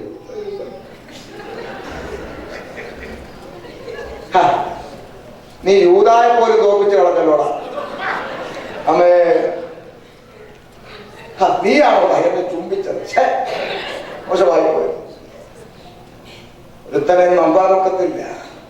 പക്ഷെ സത്യത്തിന്റെ പക്ഷത്ത് ദൈവമുണ്ട്. ഒറ്റയ്ക്ക് കഴുത്തറുത്തിട്ടാണ് സത്യത്തിന് വേണ്ടി നിലച്ച ഒറ്റയ്ക്ക് ആരും വേണ്ട. പച്ചമരത്തോട് ഇങ്ങനെ ചെയ്തു. തലേ ആഴ്ച ഓശാന, അടുത്ത ആഴ്ച പൂഷിക്ക. അതാ ലോകം. തലയാഴ്ച ഓശാന, അടുത്ത ആഴ്ച ക്രൂശിക്ക. അതാ ലോകം. അവരുടെ സ്റ്റേറ്റ്മെന്റ് മാറിക്കൊണ്ടിരിക്കും. ദൈവത്തിന്റെ വാക്ക് മാറത്തില്ല. ദൈവത്തിന്റെ സ്നേഹം മാറത്തില്ല. ഈ ലോകത്തിന്റെ പരദാസന മതി. Praise the Lord. പച്ചമരത്തോട് അങ്ങനെ ചെയ്തെങ്കിൽ ഉണക്കമരത്തോട് എത്ര അധികം എന്ന് ചോദിച്ച പ്രാണനാഥന്റെ വാക്ക് നമ്മളെ ബലപ്പെടുത്തണം. യേശുക്രിസ്തുവിന്റെ നാമനിമിത്തം അപമാനം സഹിപ്പാൻ യോഗ്യരായി എണ്ണപ്പെടുകയാൽ അവർ സന്തോഷിച്ചുകൊണ്ട്, അവർ ആനന്ദിച്ചു കൊണ്ടുപോയി. നമ്മളാണെങ്കിൽ ഉപവാസ പ്രാർത്ഥന വെച്ചത് ഉണ്ടെന്നില്ല. യേശുക്രിസ്തുവിന്റെ നാമനിമിത്തം നിന്നെ അനുഭവിക്കാൻ, അപമാനം സഹിക്കാൻ അവർക്കൊരു അവസരം കിട്ടിയപ്പോൾ അവർ സന്തോഷിച്ചു. നമ്മളാണെങ്കിൽ ഈ കെട്ടടിക്കാൻ 3 ദിവസം ഉപവാസം വെക്കും. എന്നിട്ട് ചൊല്ലി അടിക്കുന്ന പ്രവാചകൻ വിളിച്ചടിക്കണം, പൊട്ടിക്കുന്ന പ്രവാചകൻ ഒന്നുമില്ല. അവർ സന്തോഷിച്ച് ദൈവത്തെ ശ്രദ്ധിച്ചു. ചിലരെങ്കിലും ഹൃദയങ്ങളിൽ ഇതൊന്ന് കേറട്ടെ. എല്ലാവരുടെയും വേണ്ട കാര്യം ഒന്നും എല്ലാവരും കേട്ട ചരിത്രമൊന്നുമില്ല. കർത്താവിന്റെ പ്രസംഗം കഴിഞ്ഞ് കർത്താവ് നടന്നു പോയപ്പോൾ പറഞ്ഞു, ഇവൻ അച്ഛന്റെ മോനല്ലേ, ഇവനെയൊക്കെ പ്രസംഗിക്കും, അവൻ ആരും അധികാരം കൊടുത്താണ്. കർത്താവിനെ പറഞ്ഞ ലോകം അവരുടെ പറയാതിരിക്കും. സ്തോത്രം. അയ്യോ ഞാൻ വിടുക ഓടി വരാം. ഈ അടയാളങ്ങളെല്ലാം നിവർത്തിയായല്ലേ? ഇതെല്ലാം നിവർത്തിയായല്ലേ? എന്നിട്ട് എന്താ പാസ്റ്റർ യേശു വരാത്തെ? യേശു വന്നില്ലല്ലോ. ഒരു വാക്കും കൂടെ പറയാം. കർത്താവ് പറഞ്ഞു, ഈ സുവിശേഷം ഭൂലോകമൊക്കെയും പ്രസംഗിക്കപ്പെടണം. അതാ ഇവിടെ സംഭവിച്ചുകൊണ്ടിരിക്കുന്നത്. ലോകത്തിന്റെ ഏത് കോണിലും സുവിശേഷം മുഴങ്ങിക്കൊണ്ടിരിക്കുന്നു. ആദിവാസികളുടെ ഇടയിൽ പോലും തന്റെ ഭക്തന്മാരെ അയച്ച് ഈ സുവിശേഷം ദൈവം എത്തിച്ചുകൊണ്ടിരിക്കുന്നു. ചാനലുകൾ ഏത് തുറന്നാലും സുവിശേഷം, സൂര്യാറ്റി തുറന്ന സുവിശേഷം, ഏഷ്യാനെറ്റ് തുറന്ന സുവിശേഷം, ഇന്റർനെറ്റിൽ സുവിശേഷം, ഫേസ്ബുക്കിൽ സുവിശേഷം, യൂട്യൂബിൽ സുവിശേഷം, എങ്ങോട്ട് സുവിശേഷം. സുവിശേഷമില്ലാത്ത ഒരു മാധ്യമങ്ങളില്ല എന്ന് എല്ലാ നിലയിലും. എന്തിനാ? അയ്യോ എനിക്കിത് അറിയത്തില്ലായിരുന്നു കർത്താവ് എന്ന് നാളെ ഒരുത്തരും പറയാതിരിക്കാൻ. ഒരൊറ്റ പ്രാവശ്യമെങ്കിലും സകലത്തിന്റെ കാതിലും സുവിശേഷം എത്തിക്കുന്ന ദൈവത്തിന്റെ പ്രവൃത്തി ഇന്നും ലോകത്തിന്റെ 5 വൻകരകളിലും ഈ നാമം പ്രസംഗിക്കപ്പെട്ടുകൊണ്ടിരിക്കുന്നു. ആർക്കും തടയിടാൻ കഴിഞ്ഞില്ല. 11 പേര് തുടങ്ങിയ ഈ പ്രസംഗത്തെ തടയിടുവാൻ രാജാക്കന്മാർക്ക്, ഭരണാധികാരികൾക്ക് കഴിഞ്ഞില്ല. എന്നും ശക്തിയുക്തം മുന്നോട്ട് പോയിക്കൊണ്ടിരിക്കുന്ന സുവിശേഷത്തിന്റെ സന്ദേശം. Praise the Lord. ലോകം തോറ്റെന്ന് പറയട്ടെന്ന് നിന്നെ നോക്കി ലോകം പറയട്ടെ, തോറ്റ. Praise the Lord. ലോകം തോറ്റെന്ന് പറയുന്നിടത്ത് നമ്മൾ ജയിച്ചുകൊണ്ടിരിക്കുക. മനസ്സിലായില്ല? നമ്മുടെ കർത്താവ് ക്രൂശിൽ കിടന്ന് വിളയുന്ന കണ്ടപ്പോ ലോകം പറഞ്ഞു അവൻ തോറ്റുപോയി. എല്ലാവരും രക്ഷിച്ചു, തന്നെത്താൻ രക്ഷിക്കാൻ കഴിയാതെ അവ തോറ്റു. എന്റെ പ്രിയ സഹോദരങ്ങളെ, ലോകം തോറ്റ് എന്ന് വിധി എഴുതിയെടുത്ത് എന്റെ കർത്താവ് ലോകത്തെ ജയിച്ചു, മരണത്തെ ജയിച്ചു, പാതാളത്തെ ജയിച്ചു, പിശാചിനെ ജയിച്ചു. അവൻ ഉയർത്തെഴുന്നേറ്റു. ലോകം നിന്നെ നോക്കി തോറ്റെന്ന് പറയുമ്പോൾ നമ്മൾ ജയിക്കുക. കാരണം ലോകമെന്നും കൊന്നു കൊന്നു കൊന്നു കൊന്നു കൊന്നു കൊന്നു കൊന്നു കൊന്നു കൊന്നു കൊന്നു തോറ്റുകൊണ്ടിരിക്കുമ്പോൾ നമ്മൾ ചത്ത് ചത്ത് ചത്ത് ചത്ത് ചത്ത് ചത്ത് ജയിക്കുന്നവന്റെ മാർഗത്തിലാണ് നമ്മളിന്നും ജയിച്ചുകൊണ്ടിരിക്കുക. Praise the Lord. അപ്പോൾ ഇനിയും കുറഞ്ഞൊന്ന് കഴിയുമ്പോൾ വരുവാനുള്ളവൻ വരും. എന്തിനാ വരുന്നത്? ആരെ ചേർക്കാനാ വരുന്നത്? തെസ്സലോനിക്ക ലേഖനത്തിൽ എഴുതിയിരിക്കുന്നു, കർത്താവ് താൻ ഗംഭീരനാദത്തോടും പ്രധാന ദൂതന്റെ ശബ്ദത്തോടും ദൈവത്തിന്റെ കാഹളത്തോടും കൂടെ സ്വർഗത്തിൽ നിറങ്ങി വരുമ്പോൾ ക്രിസ്തുവിൽ മരിച്ചവർ മുമ്പേ പിന്നെ ജീവനോടെ ശേഷിക്കുന്ന നാം. അപ്പൊ ഇവിടെ രണ്ട് കാറ്റഗറി, മുമ്പും പുറകുമായിട്ട് എടുക്കപ്പെടും. ക്രിസ്തുവിൽ മരിച്ചവര് മുമ്പേ, ക്രിസ്തുവിൽ ജീവനോട് ഇരിക്കുന്നവർ പറയും. അപ്പൊ മുമ്പും പുറകും പോകും എന്നുള്ളത് ഒഴിച്ചാൽ പോകുന്നത് ഒറ്റ ഗ്രൂപ്പേ ഉള്ളൂ, ക്രിസ്തുവിൽ ആയവർ. മനസ്സിലായില്ല? ക്രിസ്തുവിൽ ആയവർ, ക്രിസ്തുവിൽ ആയവർ. അത് ജീവിച്ചിരുന്നാലും മരിച്ചാൽ മുമ്പേ പോയി ജീവിച്ചിരുന്നാൽ പുറകെ പോകും, മുമ്പും പുറകെ പോകുന്നുള്ളൂ. പക്ഷെ പോകുന്ന ആരാ? ക്രിസ്തുവിൽ ആയ. എന്തുവാ പറഞ്ഞ ഈ ക്രിസ്തുവിൽ എന്ന് പറഞ്ഞാൽ? ഈ സഞ്ചിയിൽ എന്ന് പറഞ്ഞാൽ അകത്തോ പുറത്തോ? അകത്തോ പുറത്തോ? കുപ്പിയിൽ എന്ന് പറഞ്ഞാൽ അകത്തോ പുറത്തോ? അകത്ത്. സഞ്ചിയിൽ എന്ന് പറഞ്ഞാൽ അകത്ത്. ക്രിസ്തുവിൽ എന്ന് പറഞ്ഞാൽ ക്രിസ്തുവിനെ നീ ധരിക്കണം. അതെ. അപ്പൊ ഞാൻ ഈ ഉടുപ്പ് ധരിച്ചപ്പോൾ ഞാൻ ഉടുപ്പിന്റെ അകത്തായി. നീ യേശു ക്രിസ്തുവിനെ ധരിക്കണം. ബാക്കിയുണ്ടോ? ഉണ്ടോ? ഉണ്ട് അല്ലേ? സ്നാനത്താൽ നീ ക്രിസ്തുവിനെ ധരിച്ചിരിക്കുന്നു. നീ ക്രിസ്തുവിൽ ആകുക എന്ന് പറഞ്ഞാൽ അടുത്തൊരർത്ഥം, ഒരുവൻ ക്രിസ്തുവിൽ ആയാൽ അവൻ പുതിയ സൃഷ്ടി. പഴയത് പോയാ? ഉണ്ടെന്നില്ല. പോയാ? പോയെങ്കിൽ നീ പോവും. പഴയത് കഴിഞ്ഞു പോയി, ഇതാ അത്. അപ്പൊ ഒരുവൻ ക്രിസ്തുവിനായാൽ പിന്നെ അവൻ ആരാ? പുതിയ സൃഷ്ടി. അപ്പൊ കർത്താവ് വരുന്നത് ക്രിസ്തുവിൽ ഉള്ളവനെ കൊണ്ടുപോകാനാണ് വാക്യം. അങ്ങനെങ്കിൽ ആരാ കൊണ്ടുപോകുന്നത്? പുതിയ സൃഷ്ടിയാ കൊണ്ടുപോകുന്നത്. പഴയത് ഇപ്പോഴും വിട്ടിട്ടില്ലെങ്കിൽ പോവൂല. പഴയതൊക്കെ ഇടയ്ക്കൊക്കെ പൊങ്ങി വരില്ലേ? ആരാധന കഴിഞ്ഞ് തിരുമേശ കഴിഞ്ഞ് ആശീർവാദം പറഞ്ഞിട്ട് ഞാൻ നോക്കിയിട്ട് ചില സ്ഥലങ്ങളിലൊക്കെ ചെല്ലുമ്പോൾ തിരുമേശ കഴിഞ്ഞ് ആശീർവാദം കഴിയുമ്പോൾ സെക്രട്ടറി പ്രശാന്തും കൂടെ കസേര എടുത്തോണ്ട് എനിക്ക് അടിക്കാം. അമ്മേ പോവല്ലേ? കസേര കൊണ്ടുപോകായിരിക്കും. അതിന് കൊണ്ടുവന്നില്ല. ക്രിസ്തുവിൽ ആയാൽ അവൻ പുതിയ സൃഷ്ടി. പഴയതെല്ലാം പോകണം. ഹല്ലേലൂയ. ക്രിസ്തുവിലാകുന്നവൻ പുതിയ സൃഷ്ടി എന്ന് പറഞ്ഞാൽ പേരും മതവും ഒന്നും മാറിയിട്ട് കാര്യമില്ല. സ്വഭാവത്തിന് മാറ്റം വരും. ചില പറയുന്നത് എത്തിക്കോസുകാരുള്ള മതം മാറ്റോടെ. മതം മാറിയിട്ട് വല്ല കാര്യമുണ്ടോ? ഉണ്ടെന്നില്ല. മതം മാറിയിട്ട് ഒരു കാര്യമില്ല. പേര് മാറിയിട്ടും കാര്യമില്ല. ഞാൻ നാട്ടുഭാഷയുടെ ഒരു ഉദാഹരണം പറയാം. ഈ നാട്ടുമ്പുറത്ത് പറമ്പിൽ കാണുന്ന ഒരുതരം ചെടിയുണ്ട്. അമേരിക്കയിലുണ്ടോ എന്ന് എനിക്ക് അറിഞ്ഞുകൂടാ. ആ ചെടിയുടെ പേര് ചൊറിയണം എന്നാണ്. ചൊറിയണം കേട്ടോ, ചൊറിയണം. ഈ ചൊറിയണത്തിന്റെ സ്വഭാവം എന്താ? ക്യാരക്ടർ എന്താ? അത് മേത്ത് തട്ടിയാൽ ചൊറി. അപ്പൊ ചൊറിയണത്തെ നമ്മൾ പറമ്പിൽ നിന്നെടുത്ത് വീട്ടിന്റെ ഷോക്കേഴ്സിൽ കൊണ്ട് അങ്ങ് വെച്ചു. എന്നാലും ചൊറിയണം ചെയ്യും, ചൊറി. ഒരു കാര്യം, പേരൊക്കെ മാറ്റാം. ഒരു സ്റ്റിക്കറിനകത്ത് മണിക്കുട്ടി എഴുതി ഒട്ടിക്കാം. എന്നാലും ചൊറിയണം ചെയ്യും, ചൊറിയുന്നു. അപ്പൊ പേര് മാറിയാലും സ്ഥലം മാറിയാലും സ്വഭാവം. അങ്ങനെ പല ചർച്ചിലും കുറെ ചൊറിയണം ഇന്നും ചൊറിഞ്ഞോണ്ടിരിക്കും. കരിയ സ്വഭാവം മാറിയിട്ടില്ല.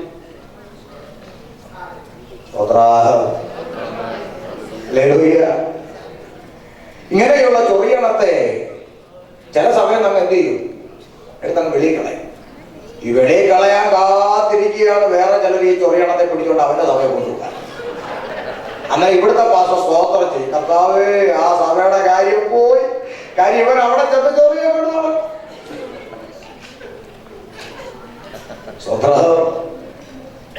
കാര്യം ഇവിടെയൊക്കെ സഭകൾ ഉണ്ടാകുന്ന അങ്ങനെ ഞാൻ ഇവിടെ വന്നു കഴിഞ്ഞുള്ള അറിവാ പലയിടത്തും കേട്ടത് എന്തറിയാമോ? സമുദ്രത്തിൽ ഒത്തിരി മീൻ കിടപ്പുണ്ട്, പിടിക്കാൻ എല്ലാവരും അക്വേറിയത്തിൽ നിന്ന് പോരാൻ നടക്കും. വല്ലവരും പിടിച്ചുകൊണ്ട് ടാങ്കിലിട്ടിരിക്കുന്ന അക്വേറിയത്തിനകത്തുനിന്ന് വല വീശി 4 എണ്ണത്തെ പിടിച്ച് അപ്പുറത്ത് കൊണ്ടുപോയി കൊട്ടു തുടങ്ങുക. അപ്പൊ സഭയുമായി ഇങ്ങനെ പാസ്റ്ററുമായി കാര്യം ടാങ്കിൽ നിന്നാകുമ്പോ നല്ല ഗോൾഡൻ ഫിഷിനെയൊക്കെ കിട്ടുമെന്ന്. അയ്യോ പിണങ്ങി. സ്തോത്രം.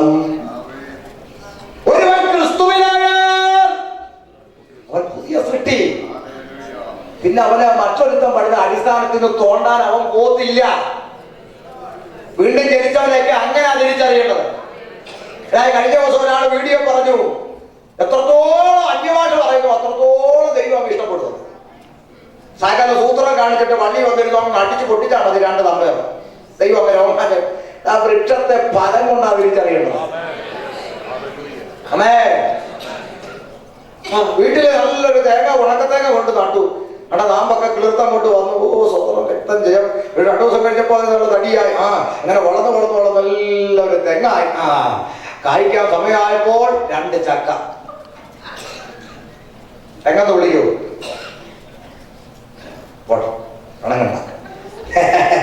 ഒരുവൻ ക്രിസ്തുവിനായാൽ പുതിയ സൃഷ്ടി. പഴയത് കഴിഞ്ഞു പോയ പാവേ അത് ഇനി അങ്ങ് വിട്. ചില സഹോദരന്മാരുണ്ട് പഴയത് പോയി. ഞങ്ങളുടെ അവിടുത്തെ സഭയെ അറിയാവോ പാസ്റ്ററെ? സഭയെ ഏത് കൊച്ചുണ്ടാന്റെ സഭയെ അതെങ്ങനെ ഉണ്ടായിരുന്ന? എങ്ങനെ? ഞങ്ങള് വല്യപ്പച്ച സ്ഥലം കൊടുത്തോണ്ടാ. ഞങ്ങളന്ന് സ്ഥലം കൊടുത്തില്ലേ, അവിടെ പള്ളിയില്ല, പ്രാർത്ഥനയില്ല, ഒന്നുമില്ല. ഞങ്ങളുടെ വല്യപ്പച്ചനാ കൊടുത്തത് അത് വിട്.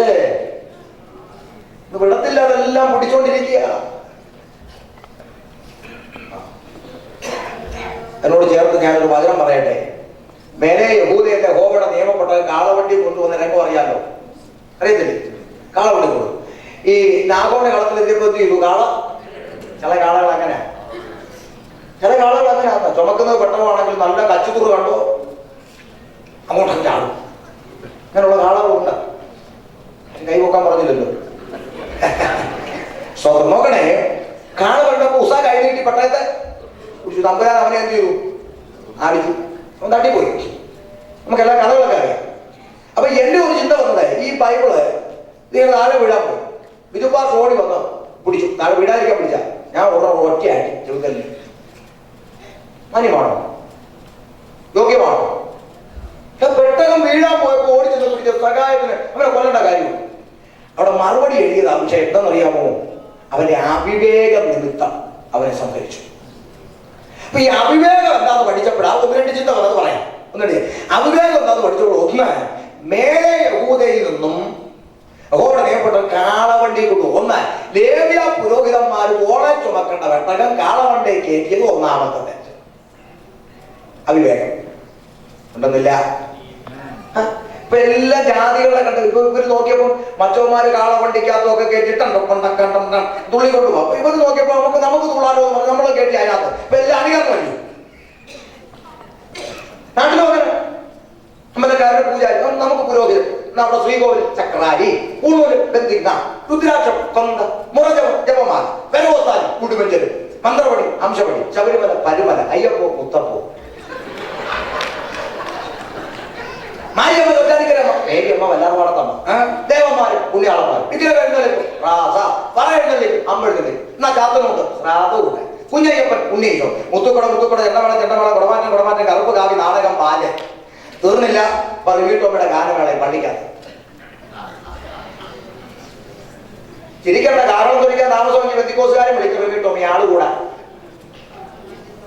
ആ കാര്യം രാഷ്ട്രീയക്കാരെല്ലാം കയറിയല്ലോ ഇതിനകത്ത്. ഇനി സിനിമാ താരങ്ങളോടെ ഉള്ളൂ കയറാൻ. അധികം താമസിക്കാറ് കർത്താവ് വന്നില്ലെങ്കിൽ അതും കയറും. നിങ്ങൾ ഇതും കാണേണ്ടി വരും. അപ്പോഴും നിങ്ങൾ മിണ്ടരുത് കേട്ടോ.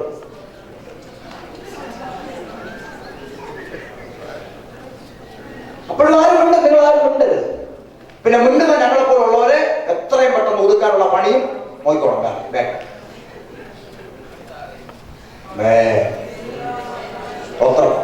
വിഷയത്തിലോട്ട് വരാം. അപ്പൊ അത് ഒന്നാമത്തെ അവിവേകം. ചട്ടത്തിന് ചട്ടമുണ്ട്, പ്രമാണത്തിന് പ്രമാണമുണ്ട്. അതനുസരിച്ച് ചുമക്കേണ്ട പെട്ടകം പ്രമാണം വിട്ടുകയറ്റി. ഒന്ന്. രണ്ട്, മേലെ യെരുശലേമിലേക്കുള്ള വഴി ഇന്നത്തെ പോലെ നിങ്ങളുടെ അമേരിക്കൻ റോഡ് പോലെ ടാറിങ് ചെയ്ത് നല്ല ക്ലീൻ ആക്കി ഇട്ടിരിക്കുകയല്ല.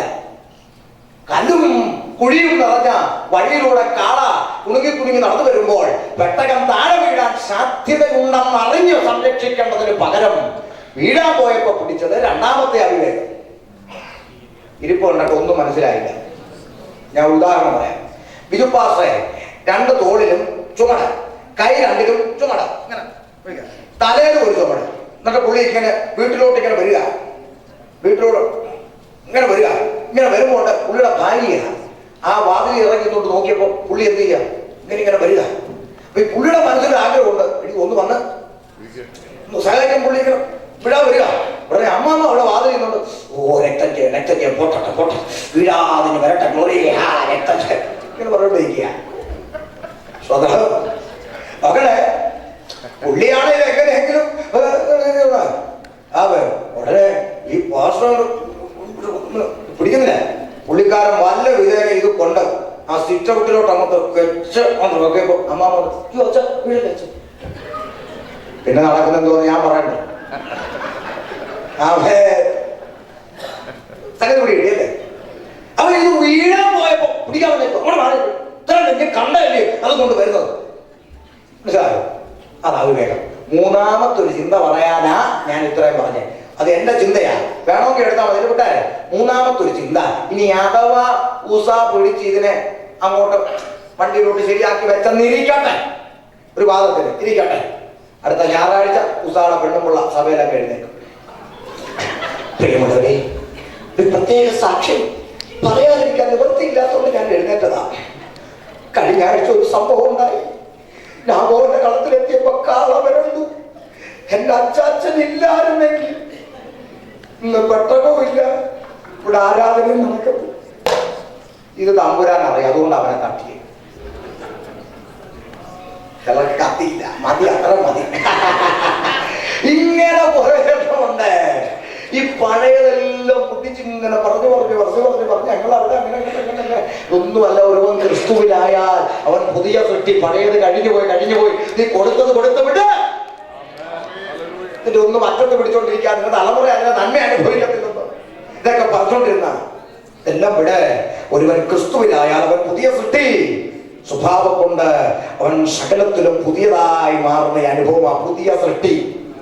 പുതിയ സൃഷ്ടിയായവനാ, രക്ഷിക്കപ്പെട്ട, സ്നാനപ്പെട്ട്, ആത്മനിറവ് പ്രാപിച്ച്, പാപത്തോട് ടാറ്റ പറഞ്ഞ് ദൈവത്തിൽ പ്രത്യാശ നോക്കി വിശുദ്ധ ജീവിതം നയിക്കുന്ന വിശുദ്ധൻ.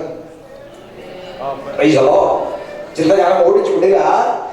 ആമേ. ക്രിസ്തുവിൽ മരിച്ചവനും ക്രിസ്തുവിൽ ജീവിച്ചിരിക്കുന്നവനും രക്ഷിക്കപ്പെട്ടവനും വിശ്വാസദാനം സ്വീകരിച്ചവനും ആത്മാവിനെ അനുസരിച്ച് ജഡത്തെ മരിപ്പിച്ച് പാപത്തോട് ടാറ്റ പറഞ്ഞ് ജീവിക്കുന്ന തന്റെ കുഞ്ഞുങ്ങളെ ചെറുക്കാനാണ് കർത്താവ് വരുന്നത്. ഇനി രണ്ട് ചിന്ത എനിക്ക് പറയാനുണ്ട്, അതിൽ ഞാൻ നിർത്താം. ഒന്ന്, ചിലർ പറയും പാസ്റ്ററേ, ഞങ്ങളിപ്പം ഈ രക്ഷിക്കപ്പെട്ടു, സ്നാനം മുങ്ങി, ഈ കലമുലവില പറയാനൊന്നും വന്നില്ലേലും ഞങ്ങൾ ഇന്നു വരെ പ്രാർത്ഥിച്ചതെല്ലാം ദൈവം ഞങ്ങൾക്ക് മറുപടി നൽകുന്നത്. ഞങ്ങൾ ആ ഒരു ദ്രോഹം ചെയ്തില്ല പാസ്റ്ററേ. ഞങ്ങൾ ഇതുവരെയും ചോദിച്ചതെല്ലാം യേശുവപ്പച്ചൻ മറുപടി കൊടുക്കും. ഒരു വീട് ചോദിച്ചു, 2 വീട് തന്നു. ഒരു കാറ് ചോദിച്ചു, 2 കാറ് തന്നു. ഒരു നല്ല കുടുംബം ചോദിച്ചു, നല്ല കുടുംബം തന്നു. 2 മക്കളെ ചോദിച്ചു, 5 മക്കളെ തന്നു. അങ്ങനെ ഇതുവരെയും ചോദിച്ചതെല്ലാം ദൈവം തന്നു. പോരാതെ എന്നെ ദർശനം വരെ ദൈവം കാണിക്കും പാസ്റ്ററെ. ചില അനിവാര്യ പറയുന്നത് ഈ ദർശനം കാണാൻ കൃപ കൊണ്ട് പാസ്റ്ററെ. എന്നെ കൃത്യമായിട്ട് മുമ്പേ എല്ലാം കാണിക്കും പാസ്റ്ററെ. അതിലൊന്നും ഞാൻ എതിര് പറയുന്നില്ല, അത് സത്യമാണ്. ചിലപ്പോൾ നിങ്ങളെ തമ്പുരാൻ അത് കാണിക്കുന്നുണ്ടായിരിക്കും. അങ്ങനെ എല്ലാം ദൈവം എന്നോട് ഇടപെട്ടുകൊണ്ടിരിക്കുക. അപ്പൊ ഞാനിപ്പോ അങ്ങോട്ട് വന്നില്ലെന്നുള്ളതേ ഉള്ളൂ. കേൾക്കണേ. അപ്പൊ ഇതെല്ലാം കിട്ടിയത് കൊണ്ട് യേശു എന്റെ കൂടെ ഉണ്ട്. എന്നാ കേട്ടോ, അപ്പോസ്തല പ്രവൃത്തി 10-ാം അധ്യായം 1 മുതലുള്ള വാക്യങ്ങൾ വേഗത്തിൽ വായിച്ചേ.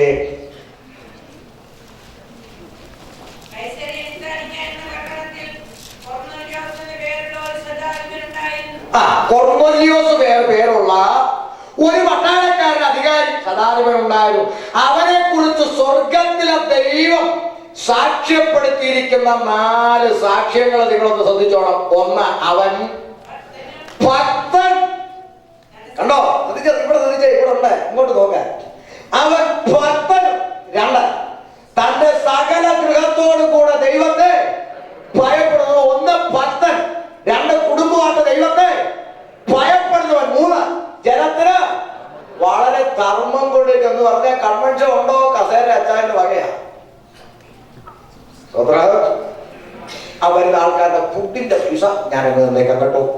അങ്ങനെ ഈ പുള്ളിക്കാരുടെ എന്ത് കാര്യം ഉണ്ടെങ്കിലും അതെല്ലാം കൊടുക്കാൻ മനസ്സുള്ള ഒരു അച്ചായനായി അച്ചായൻ കുറഞ്ഞ നല്ല ആർക്ക് വേണമെങ്കിലും ഒരു കൊച്ചിനെ കെട്ടിക്കണോ ഒരു വീട് വെക്കണോ എന്ത് കാര്യത്തിന് ഈ അച്ചായനെ ചെന്ന് കണ്ടാൽ പുള്ളി മനസ്സറിഞ്ഞ് സഹായിക്കുന്ന ഒരു മനുഷ്യൻ. നന്മ ധർമ്മം ചെയ്യാൻ മനസ്സുള്ളവൻ.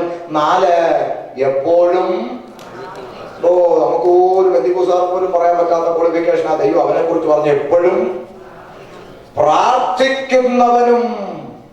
4 ക്വാളിഫിക്കേഷൻ ശ്രദ്ധിച്ചു കേട്ടോണം. ദൂത 5ാമത്തെ ഒരു ക്വാളിഫിക്കേഷൻ കൂടെ അവന് തമ്പുരാൻ കൊടുത്തു. എന്താ അറിയണ്ടേ? വായിക്കാം. അവൻ പകൽ വായിക്കുന്നില്ലേ? ഞാൻ വായിക്കാം.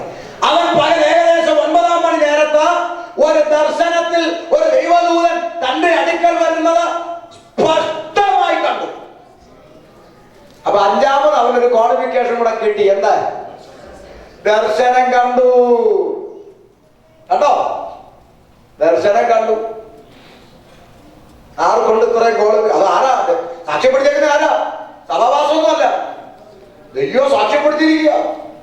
5 ക്വാളിഫിക്കേഷൻ കണ്ടു. ഇനി അവൻ കൊർന്നേലിയോസേ എന്ന് തന്നോട് പറയുന്നത് കേട്ടോ. ദൂത് ശ്രദ്ധിച്ചോണേ. അവനെ ഉറ്റുനോക്കി ഭയപരവശനായി.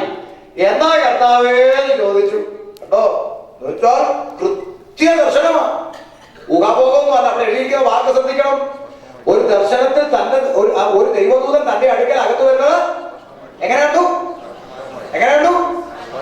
കേട്ടോ? കൃത്യ വെളിപ്പാടാണ്, ക്ലീൻ ദർശനമാണ്, ഊഹാപോകമൊന്നുമില്ല.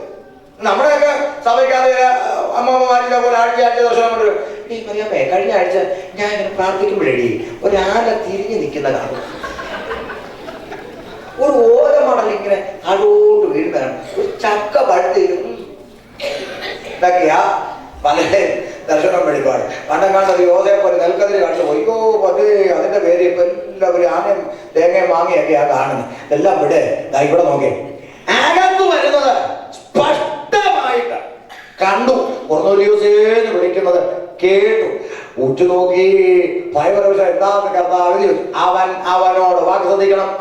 അവനോട് നിന്റെ പ്രാർത്ഥനയും ധർമ്മവും ദൈവത്തിന്റെ മുമ്പിൽ എത്തിയിരിക്കുന്നു. നിങ്ങൾ കേട്ട്?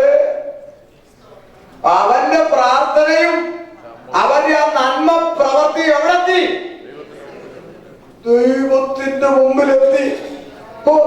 നമ്മുടെയൊക്കെ പ്രാർത്ഥന പോലും അന്തരീക്ഷ മണ്ഡലത്തിൽ പിശാച് തടഞ്ഞു വെക്കുന്നു. പിന്നെ നമ്മൾ സ്പെഷ്യലിസ്റ്റിനെ വിളിച്ചു വരുത്തി തുപ്പി ശ്വാസിച്ച് ഭരിച്ച് ചട്ടൊക്കെ അഴിച്ച് പലവരെയും നമ്മുടെ പ്രാർത്ഥന അവിടെ എത്തി.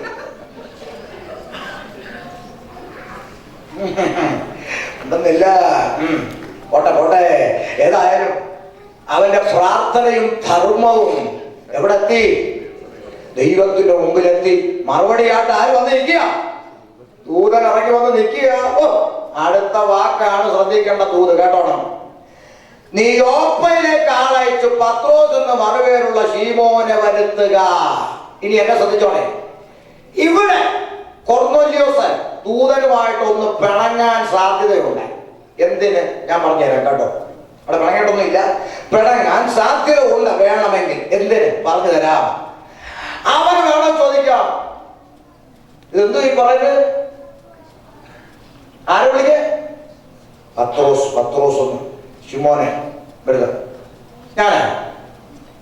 ഞാനാരാ? പട്ടാളക്കാരൻ, അധികാരി, VIP. ആരാ ഈ പത്രോസ്? പണ്ടക്കാട്ടില് മീൻപിടുത്തോട്ട് നടന്ന ആള്, ജുബാക്കായിട്ട് ഉപദേശം പറഞ്ഞ നടക്കുന്നത്. അവരൊന്നും എന്റെ വീട്ടിനകത്ത് വിളിക്കാൻ ഒക്കത്തില്ല. സ്റ്റാൻഡേർഡുള്ള കുടുംബമാണ് ഞങ്ങള്. അങ്ങനെ പണ്ടക്കാട്ടില് മീൻപിടുത്തോട്ട് നടന്ന ആളുടെ കാര്യം വയ്യോ ദൂതൻ ഈ പറയുന്നേ ഇല്ലയോ? പത്രോസ് എന്ന് പറഞ്ഞേ. അയ്യേ, അങ്ങനെ ഇപ്പൊ ഏതാണ്ട് ഉപദേശം എന്നൊക്കെ പറഞ്ഞു നടക്കാം. ഒന്നും ഇവിടെ നടക്കത്തില്ല. നമ്മളൊക്കെ സ്റ്റാൻഡേർഡ് ഉള്ള കുടുംബത്തിൽ ജനിച്ചു വളർന്ന നമ്മുടെ ഒന്നും വീട്ടിൽ ഇതുപോലുള്ളവരൊന്നും നമുക്ക് കയറ്റാൻ ഒക്കത്തില്ല എന്ന് ഒരു ഭാഗം അങ്ങനെ പറയാം. രണ്ട് എന്തിനു കർത്താവ് ഞാൻ ഈ ഉപദേശമൊക്കെ എന്റെ വീട്ടിൽ വിളിക്കുന്നത്? ഞാൻ ഭക്തനാണ്, കുടുംബമായിട്ട് ദൈവത്തെ ഭയപ്പെടുന്നവനാണ്, നന്മ പ്രവൃത്തി ചെയ്യുന്നവനാണ്, എപ്പോഴും പ്രാർത്ഥിക്കുന്നവനാണ്. പോരാത്തത് എനിക്ക് എന്ത് തന്നിട്ടുണ്ട്? ഇപ്പൊ ദർശനവും തന്നു. എന്റെ പ്രാർത്ഥനയും എന്റെ നന്മ പ്രവൃത്തി എവിടെ എത്തി? ദൈവത്തിന് മുമ്പിലും എത്തി. നീ ഉപദേശയൊക്കെ ഞാൻ വീട്ടിൽ വിളിക്കേണ്ട കാര്യം എന്തുവാ? മാമേ ഇങ്ങോട്ട് ശ്രദ്ധിച്ചേ, ചായോ ശ്രദ്ധിച്ച്. എന്തിനായി ഉപദേശയൊക്കെ വീട്ടിൽ വിളിക്കുന്നത്? മോശം. ദൂതനൊരു ദൂത് പറയാനുണ്ട്. കൊർന്നേലിയോസേ, നീ ഭക്തനെന്നുള്ള ക്വാളിഫിക്കേഷൻ നേടി. നീ കുടുംബമായിട്ട് ദൈവത്തെ ഭയപ്പെടുന്ന യോഗ്യത നിനക്കുണ്ട്, നന്മ പ്രവൃത്തി ചെയ്യുന്ന യോഗ്യത നിനക്കുണ്ട്, എപ്പോഴും പ്രാർത്ഥിക്കുന്ന യോഗ്യത നിനക്കുണ്ട്. പോരാത്തന് ഇടക്കിടക്ക് ദർശനം കാണുന്ന കൃപയും അതിനുള്ള യോഗ്യതയും നിനക്കുണ്ട്. പക്ഷേ നിത്യതയ്ക്കുള്ള യോഗ്യത നേടിയിട്ടില്ല.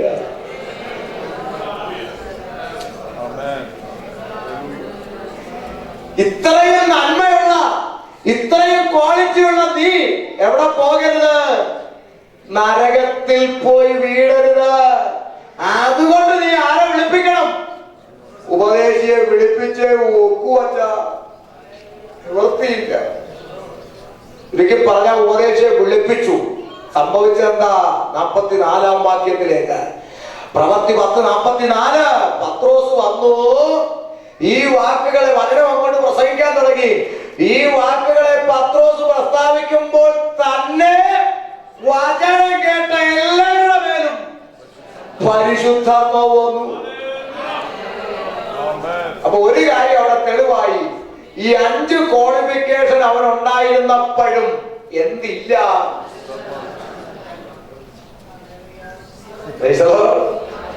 അപ്പൊ പരിശുദ്ധാത്മാവ് ഇല്ലേലും നല്ല ഗുണമൊക്കെ ഉണ്ടാവും. അതുകൊണ്ട് മേപ്പോട്ട് പോകണമെന്നില്ല. പരിശുദ്ധാത്മാവ് വന്നു. അവർ അന്യഭാഷകളിൽ സംസാരിക്കുന്നു, ദൈവത്തെ മഹത്വീകരിക്കുന്നതും കേൾക്കയാൽ പത്രോസിനോട് കൂടെ വന്ന പരിച്ഛേദനക്കാരായ വിശ്വാസികൾ പരിശുദ്ധാത്മാവെന്ന് 4 ജാതികളുടെ പേരും പകർന്നത് കണ്ട് വിസ്മയിച്ചു. നമ്മെ പോലെ പരിശുദ്ധാത്മാവ് ലഭിച്ചവരെ സ്നാനം കഴിപ്പിച്ച് കൂടാതെ വണ്ണം വെള്ളം വിലക്കാൻ ആർക്ക് കഴിയുമെന്ന് പറഞ്ഞു. അവൻ അത് കഴിഞ്ഞ് അടുത്ത വാക്യം എന്താ വായിച്ചേ? സ്നാനം കഴിപ്പിപ്പാൻ കൽപ്പിച്ചു. അപ്പോൾ ഈ 5 ക്വാളിഫിക്കേഷൻ ഉണ്ടായിരുന്നപ്പോഴും ഇവന് സ്നാനം പെട്ടിട്ടുമില്ല, പരിശുദ്ധാത്മാവിനെ പ്രാപിച്ചിട്ടും ഇല്ല. അപ്പൊ ഇത്രയും ക്വാളിറ്റി എനിക്കുള്ളത് കൊണ്ട് ഞാനങ്ങ് പോകും ഇല്ല. നീ സ്നാനപ്പെടണം, ആത്മനിറവ് പ്രാപിക്കണം, രക്ഷ പ്രാപിക്കണം. അതല്ലെങ്കിലും നിനക്ക് ഇവിടെ ജീവിക്കുന്നതിന് കുറവൊന്നുമില്ല. നീ ചെയ്ത നന്മ പ്രവൃത്തിക്ക് തക്കവണ്ണം ദൈവം നിന്റെ തലമുറയെ ഈ ഭൂമിയിൽ അനുഗ്രഹിക്കും. പക്ഷേ അത് നിത്യതയുമായിട്ട് ബന്ധം ഇല്ല. അതുകൊണ്ട് എന്നെ കേൾക്കുന്ന സഹോദരി സഹോദര, ഞാൻ ഇങ്ങോട്ട് തുള്ളാനും ചാടാനും വന്നില്ലേ? ഇന്നുവരെയും പ്രാർത്ഥിച്ചതിനൊക്കെ മറുപടി വരും. വന്നല്ലോ. അതുകൊണ്ട് നിത്യത പോകുമെന്ന് പ്രതീക്ഷിക്കണ്ട. അതിന് നീ ദൈവകൽപ്പന അനുസരിച്ചേ പറ്റൂ, രക്ഷിക്കപ്പെട്ടേ പറ്റൂ, സ്നാനപ്പെട്ടേ പറ്റൂ, ആത്മാവിൽ ജീവിച്ചേ പറ്റൂ, പാപത്തോട് രാറ്റാ പറഞ്ഞൊരു ജീവിതം നയിച്ചേ ഒക്കൂ. അത് നിത്യതയുമായി ബന്ധപ്പെട്ട് കിടക്കുക. അതുകൊണ്ട് ഇത്രയും യോഗ്യതയുള്ള എന്നെ കേൾക്കുന്ന പ്രിയ അമ്മാമേ, പ്രിയ അച്ചായ, ഇത്രയും നല്ല ഗുണമുള്ള നീ ഒരിക്കലും നരകത്തിൽ പോകരുത് എന്റെ കർത്താവിന് ആഗ്രഹമുണ്ട്. അതുകൊണ്ടാണ് നിന്നെ ഇത് കേൾപ്പിച്ച്. ഒരുപാട് നല്ല ഗുണങ്ങളുള്ള സമുദായക്കാരുണ്ട് കേട്ടോ. നിനക്കറിയാമോ? പെന്തിക്കോസുകാർ മാത്രം മിടുക്കന്മാർ, ബാക്കിയുള്ളവരെല്ലാം മോശക്കാരെന്നുള്ളത് കൊണ്ടല്ല പലപ്പോഴും ചിലത് തീർത്തു പറയുന്നത്. ഇന്റർനാഷണൽ കള്ളന്മാര് പെന്തിക്കോസിനകത്തുണ്ട്. എന്താ സംശയം? എന്താ ഇല്ലാത്തല്ലോ? ഞാൻ പറഞ്ഞോ, ഇന്റർനാഷണൽ കള്ളന്മാരിനകത്തുണ്ട്. ആമേൻ. അതുകൊണ്ട് ചില പറയൂ അങ്ങനൊക്കെ അങ്ങനെ പറയുന്നതിന് എന്താ? 12-1 യൂദ. ഇന്നും അങ്ങനെ 120 പേരുള്ള ചർച്ചിൽ 12 യൂദ, 1200 പേരുള്ള ചർച്ചിൽ 120 യൂദ. അവന്മാരുടെ നോട്ടം എവിടാ? കഞ്ചി. അതിനുവേണ്ടി അവന്മാർ എന്തും ചെയ്യും. ഇതൊന്നും ബാക്കി 11 പേരുടെ യാത്രയെ ബാധിച്ചില്ല. മനസ്സിലായോ? യൂദ ഒറ്റ കൊടുത്ത് കണ്ട് ഇവനൊക്കെ കള്ളന്മാരാണെന്ന് പറഞ്ഞ് ആരും പിന്മാറി പോയതുമില്ല. 11 പേരുടെ വഴി കൃത്യമായിട്ട് അങ്ങോട്ട് പോയി. സഭ വളർന്ന് ഇന്നും വളർന്നുകൊണ്ടേയിരിക്കും. കള്ളനെ കണ്ട് പിന്മാറി പോകാനാണ് ഞാനൊക്കെ എന്നേ പോകണമായിരുന്നു. എന്നെ അയ്യോ, ഇസ്ലാമിൽ പോലും കണ്ടിട്ടില്ലാത്ത ഭീകരന്മാരെ ഞാൻ ഇതിനകത്ത് കണ്ടു. അപ്പേ ഞാൻ എന്നേ പിന്മാറി പോയി തൊപ്പിയിട്ട് അടിച്ചു നേർക്കേണ്ട സമയം കഴിഞ്ഞെന്നറിയാമോ? പക്ഷെ പിന്മാറി പോവൂല. കാരണം രക്ഷിക്കപ്പെട്ടവൻ ഇനി എന്ത് സംഭവിച്ചാലും, ഞാൻ രക്ഷിക്കപ്പെട്ടവനാന്ന് ഉറപ്പുള്ളവൻ തല പോയാലും പുസ്തകത്തെ കളഞ്ഞേച്ച് പോകത്തില്ല. മനസ്സിലായോ? കാര്യം യൂദാണ് വകുപ്പാന്ന്. അത് വരുക അവന്റെ കുഞ്ഞമ്മയുടെ മക്കൾ ഇപ്പോഴും ഉണ്ടെന്ന്. യൂദാണ് തുറന്നോട്ടെ. നമുക്കെന്നാ? നീ ക്രിസ്തുവിനെ നോക്ക്, നീ യേശുവിനെ നോക്ക്. പറഞ്ഞതിന്റെ താല്പര്യം പെന്തിക്കോസ്തുകാർ നല്ലവരും സമുദായക്കാരെല്ലാം മോശക്കാരായതുകൊണ്ടല്ല ഈ കാര്യങ്ങളൊക്കെ കറന്നെടുത്ത് പ്രസംഗിക്കുന്നത്. ഇത്രയും നല്ല ക്വാളിറ്റിയുള്ള സമുദായക്കാർ ഒത്തിരി നല്ല, ഞാൻ പറയട്ടെ, എത്രയോ നന്മ ചെയ്യാൻ മനസ്സിലുണ്ടെന്ന് അറിയാമോ? എന്റെ അനുഭവത്തിൽ നിന്ന് പറയട്ടെ, ചില വർഷങ്ങളിലൊക്കെ സ്കൂൾ തുറപ്പ് അടുക്കുമ്പോൾ ഞങ്ങൾ വഴി ഉപദേശിമാരൊക്കെ ഇച്ചിരി ഭാരപ്പെടുന്ന സമയമാണ്. സ്കൂൾ തുറപ്പൊക്കെ അടുക്കുമ്പോൾ. അപ്പൊ അങ്ങനെ ഇരിക്കുന്ന ഭാരപ്പെട്ട സമയങ്ങളിൽ യൂണിഫോമും പുസ്തകവും ഒക്കെയായി മർത്തോമാക്കാരെ എഴുന്നേൽപ്പിച്ചിട്ടുണ്ട് ദൈവം. അനുഭവത്തിൽ അറിയോ? പെന്തിക്കോസുകാരോട് പറയും, വിശ്വാസം പോർക്കളമാണ്, പോരാട്ടമാണ്, പിടിച്ചു നിൽക്കണം കേട്ടോ, ഞങ്ങൾ പ്രാർത്ഥിച്ചോളാം, വ്യക്തം ചെയ്യാം, ഗ്ലോറേ. ആമേ. ഇത്തിരി നല്ല ക്വാളിറ്റി ഉള്ളവരുണ്ട്, ഇത്തിരി നന്മയുള്ള ഹൃദയമുള്ളവരുണ്ട്. ഒരിക്കലും നിത്യ നരകത്തിൽ പോകരുത് എന്ന് തമ്പുരാൻ ആഗ്രഹിക്കുന്നത് കൊണ്ടും നിങ്ങളെ ദൈവം സ്നേഹിക്കുന്നത് കൊണ്ടുമാ ഈ കാര്യങ്ങൾ പറഞ്ഞു തരുന്നല്ലാതെ പെന്തിക്കോസുകാരും എടുക്കൽ ഞങ്ങളൊക്കെ മോശക്കാരല്ലല്ല. നല്ലതും ചീത്ത എല്ലായിടത്തും ഉണ്ട്, അല്ലേ? ഒരു ഹിന്ദു സ്വാമിയെ അറസ്റ്റ് ചെയ്തുകൊണ്ട് ഹിന്ദുക്കളെല്ലാം മോശക്കാരാന്ന് ആരും പറയത്തില്ലല്ലോ. ഒരു മുസൽമാൻ ബോംബ് പൊട്ടിച്ചതുകൊണ്ട് മുസ്ലിങ്ങളെല്ലാം തീവ്രവാദികളും അല്ല. ഒരു വള്ളിയിലച്ഛനെ അറസ്റ്റ് ചെയ്തതുകൊണ്ട് അച്ഛന്മാരൊക്കെ കള്ളന്മാരടങ്ങില്ല. ഒരു പാസ്റ്റർ വിസ തട്ടിപ്പിൽ അറസ്റ്റ് അതുകൊണ്ട് പാസ്റ്റർമാരെല്ലാം മോശക്കാരാണോ? അല്ല. നല്ലതും ചീത്ത എല്ലായിടത്തും ഉണ്ട്. അതുകൊണ്ട് നീ മോശക്കാരനായതുകൊണ്ടല്ല ഇത് പറയുന്നത്. നീ നന്മയുള്ളവനും നന്മയുള്ളവളുമാണെങ്കിൽ ഒരിക്കലും നിത്യനരകത്തിൽ പോയി വീഴാതിരിപ്പാൻ നീ രക്ഷിക്കപ്പെടണം. വേറെ വകുപ്പില്ല. ആത്മനിറവിൽ, പരിശുദ്ധാത്മാവിൽ, ആത്മാവിനെ അനുസരിച്ച് ജഡത്തെ മരിപ്പിച്ച് ഉപദേശത്തിന്റെ കീഴിൽ ജീവിക്കണം. ചിലർ പറയും രക്ഷിക്കപ്പെട്ട് സ്നാനപ്പെട്ട് കഴിഞ്ഞാൽ പിന്നെ എന്തു ആകാം? പിന്നെ നമ്മളെ കൃപ കൃപ കൃപ കൃപ കൃപ പാപം ചെയ്ത് കഴിഞ്ഞാൽ പിന്നെ കൃപയെന്ന് പോവുകയല്ല, കൃപയിലോട്ട് പോവുകയാണ് പഠിപ്പിച്ചു വെച്ചത്. ഇപ്പൊ പുതിയ പഠനമൊക്കെ എടോ, രക്ഷിക്കപ്പെട്ട് സ്നാനപ്പെട്ട് കഴിഞ്ഞാൽ രംഗം തീർന്നെങ്കിൽ 4 സുവിശേഷം കൊണ്ട് ബൈബിൾ അങ്ങ് അവസാനിച്ചൂടെ? ലേഖനം പിന്നെ ആർക്ക് എഴുതി? സഭയ്ക്ക് ഉപദേശമില്ലെങ്കിൽ പിന്നെ സഭയ്ക്ക് എന്തിനാ ലേഖനം? ലേഖനത്തിനകത്ത് കിടക്കുന്ന മുഴുവൻ ഉപദേശമല്ലേ? ആണോ? ജാതികൾ നിങ്ങളെ ദുഷ്പ്രവർത്തിക്കാരെന്ന് ദുഷിക്കുമ്പോൾ എന്നല്ല, ദുഷിക്കുന്നോറും നിങ്ങൾ തിരിഞ്ഞു രണ്ടെണ്ണം അടിച്ചേക്കണം. അല്ല, പിന്നെയോ സന്ദർശന ദിവസത്തിൽ അവർ ദൈവത്തെ മഹത്വപ്പെടുത്തേണ്ടതിന് അവരുടെ ഇടയിൽ നിങ്ങളുടെ നടപ്പ് നന്നായിരിക്കണമെന്ന് ഞാൻ നിങ്ങളെ പ്രബോധിപ്പിക്കുന്നു. അല്ലേ? രക്ഷിക്കപ്പെട്ട് സ്നാനപ്പെട്ട് ആത്മാവ് പ്രാപിച്ച ഗലാത്യ സഭയിലെ വിശുദ്ധന്മാരോട് പറഞ്ഞു, അകയാചടത്തിന്റെ പ്രവർത്തികളോ ദുർനടപ്പ്, അശുദ്ധി, ദുഷ്കാമം, വിഗ്രഹാരാധന, പക, വണക്കഞ്ചാര, ശങ്കക്രോധം, ശാഠ്യം, ദ്വന്ദ്വപക്ഷം, പിന്നെ അസൂയ, മദ്യപാനം, വരെ കൂത്ത്, ഈ വക പ്രവർത്തിക്കുന്നവൻ ദൈവരാജ്യം അവകാശമാക്കിയില്ലെന്ന് ഞാൻ മുമ്പേ പറഞ്ഞതുപോലെ നിങ്ങളോട് നിങ്ങളോട് നിങ്ങളോട് ആരായി നിങ്ങൾ? സഭയോട് പറയായി പിന്നെയും പറയുന്നു. ഉടനെ കമ്മിറ്റിയൊക്കെ ചൂടായി വിഷപരിച്ചാൽ എഴുന്നേറ്റു. പൗലോസ് നിർത്തണോ? രക്ഷിക്കപ്പെട്ട് സ്നാനപ്പെട്ട് ആത്മനിറവ് പ്രാപിച്ച് രണ്ട് തമ്പേർ അടിച്ചു പൊട്ടിച്ച് മൂന്നാമത്തെ കുമ്പനാട്ട് പോയി മേടിച്ചോണ്ട് വന്ന ഞങ്ങളെത്താണോ ജഡത്തിന്റെ പ്രവൃത്തി പോയി വല്ല ഗുണപ്പെടാത്ത ശങ്കരനോട് പറയണോ? പറഞ്ഞോ? ഇല്ല. സഭയ്ക്ക് ആ ഉപദേശം. രക്ഷിക്കപ്പെടുന്നവരെ നിനക്ക് എങ്ങനെ ജീവിക്കാം? ഒരു പ്രശ്നവും ഇല്ല. രക്ഷിക്കപ്പെട്ടോ എങ്ങനെ ജീവിക്കാം? വകുപ്പില്ല. മര്യാദക്ക് ജീവിക്കണം, ഉപദേശം അനുസരിച്ച് ജീവിക്കണം. Praise the Lord. അങ്ങനെ രക്ഷിക്കപ്പെട്ടു സ്നാനമേറ്റ ആത്മാവിനെ അനുസരിച്ച് ജഡത്തെ മരിപ്പിച്ച് അവൻ ഉപദേശത്തിന് കീഴടങ്ങി ദൈവത്തെ ഭയപ്പെട്ട് പിശാചിനോട് എതിർത്ത് നിന്ന് വിശുദ്ധ ജീവിതം നയിക്കുന്ന തന്റെ മക്കളെ ചേർക്കുവാൻ ഇതാ കർത്താവ് വേഗം വരാൻ പോകുന്നു. പുരുഷന്മാരെ, നിങ്ങൾ ആകാശത്തേക്ക് നോക്കി നിൽക്കുന്നതെന്ത്? നിങ്ങളെ വിട്ട് സ്വർഗാരോഹണം ചെയ്ത യേശുവിനെ സ്വർഗത്തിലേക്ക് പോകുന്നവനായി നിങ്ങൾ കണ്ടതുപോലെ തന്നെ അവൻ വീണ്ടും മടങ്ങി വരും. വാക്കുകൾക്ക് വിരാമം കൊടുക്കുന്നു. യേശു വന്നു കഴിഞ്ഞാൽ പോകുന്നവര് ആര്? പോകാതെ ഇവിടെ കിടക്കുന്നവർക്ക് എന്ത് സംഭവിക്കും? ആമേൻ. ഈ ചിലർ പറയും, മാത്രമേ ഞങ്ങൾ ഇതൊന്നും ചെയ്തില്ലേ, ഞങ്ങൾ മരിച്ചു കഴിഞ്ഞാൽ ഞങ്ങളുടെ ആത്മാവിനെ അങ്ങോട്ട് കയറ്റി ഇറക്കാൻ വേറെ ആളെ ഇവിടെ വെച്ചിട്ടുണ്ട്. അങ്ങനെ ഒരു കയറ്റി ഇറക്കുണ്ടോ ഇല്ലയോ? ആമേൻ. ഇത്യാദി വിഷയങ്ങൾ, കാഹളനാദത്തിനു ശേഷം നടക്കുന്ന അനന്തര സംഭവങ്ങൾ ഇന്നിവിടെ വായിച്ച നോട്ടീസിൽ കണ്ടല്ലോ. ആ 3 ദിവസം ഇതിന്റെ തുടർച്ച പ്രസംഗിക്കുന്നതായിരിക്കും. Praise the Lord. അതുകൊണ്ട് ഗലീലാ പുരുഷന്മാരെ, ആകാശത്തിലേക്ക് നോക്കി നിൽക്കുന്ന സ്വർഗത്തിലേക്ക് പോയ യേശുവിനെ നിങ്ങൾ കണ്ടതുപോലെ തന്നെ വീണ്ടും മടങ്ങി വരുമല്ലോ. അവർക്ക് ദൈവസഭയിൽ എഴുന്നേക്കാം. ഇന്ന് രാത്രികാല കാഹളനാദം മുഴങ്ങിക്കൊണ്ട് കർത്താവ് ഗംഭീരനാഥോടെ പ്രധാനത്തിന്റെ ശബ്ദത്തോടെ ദൈവത്തിന്റെ കാഹളത്തോടെ സ്വർഗത്തിൽ നിറങ്ങി വരുമ്പോൾ ക്രിസ്തുവിൽ മരിച്ചവർ മുമ്പേ ഉയർത്തി ജീവനോട് ലഭിക്കുന്നതാം അവരോടൊന്നിച്ച് വേഗങ്ങളിൽ അടിക്കപ്പെടും.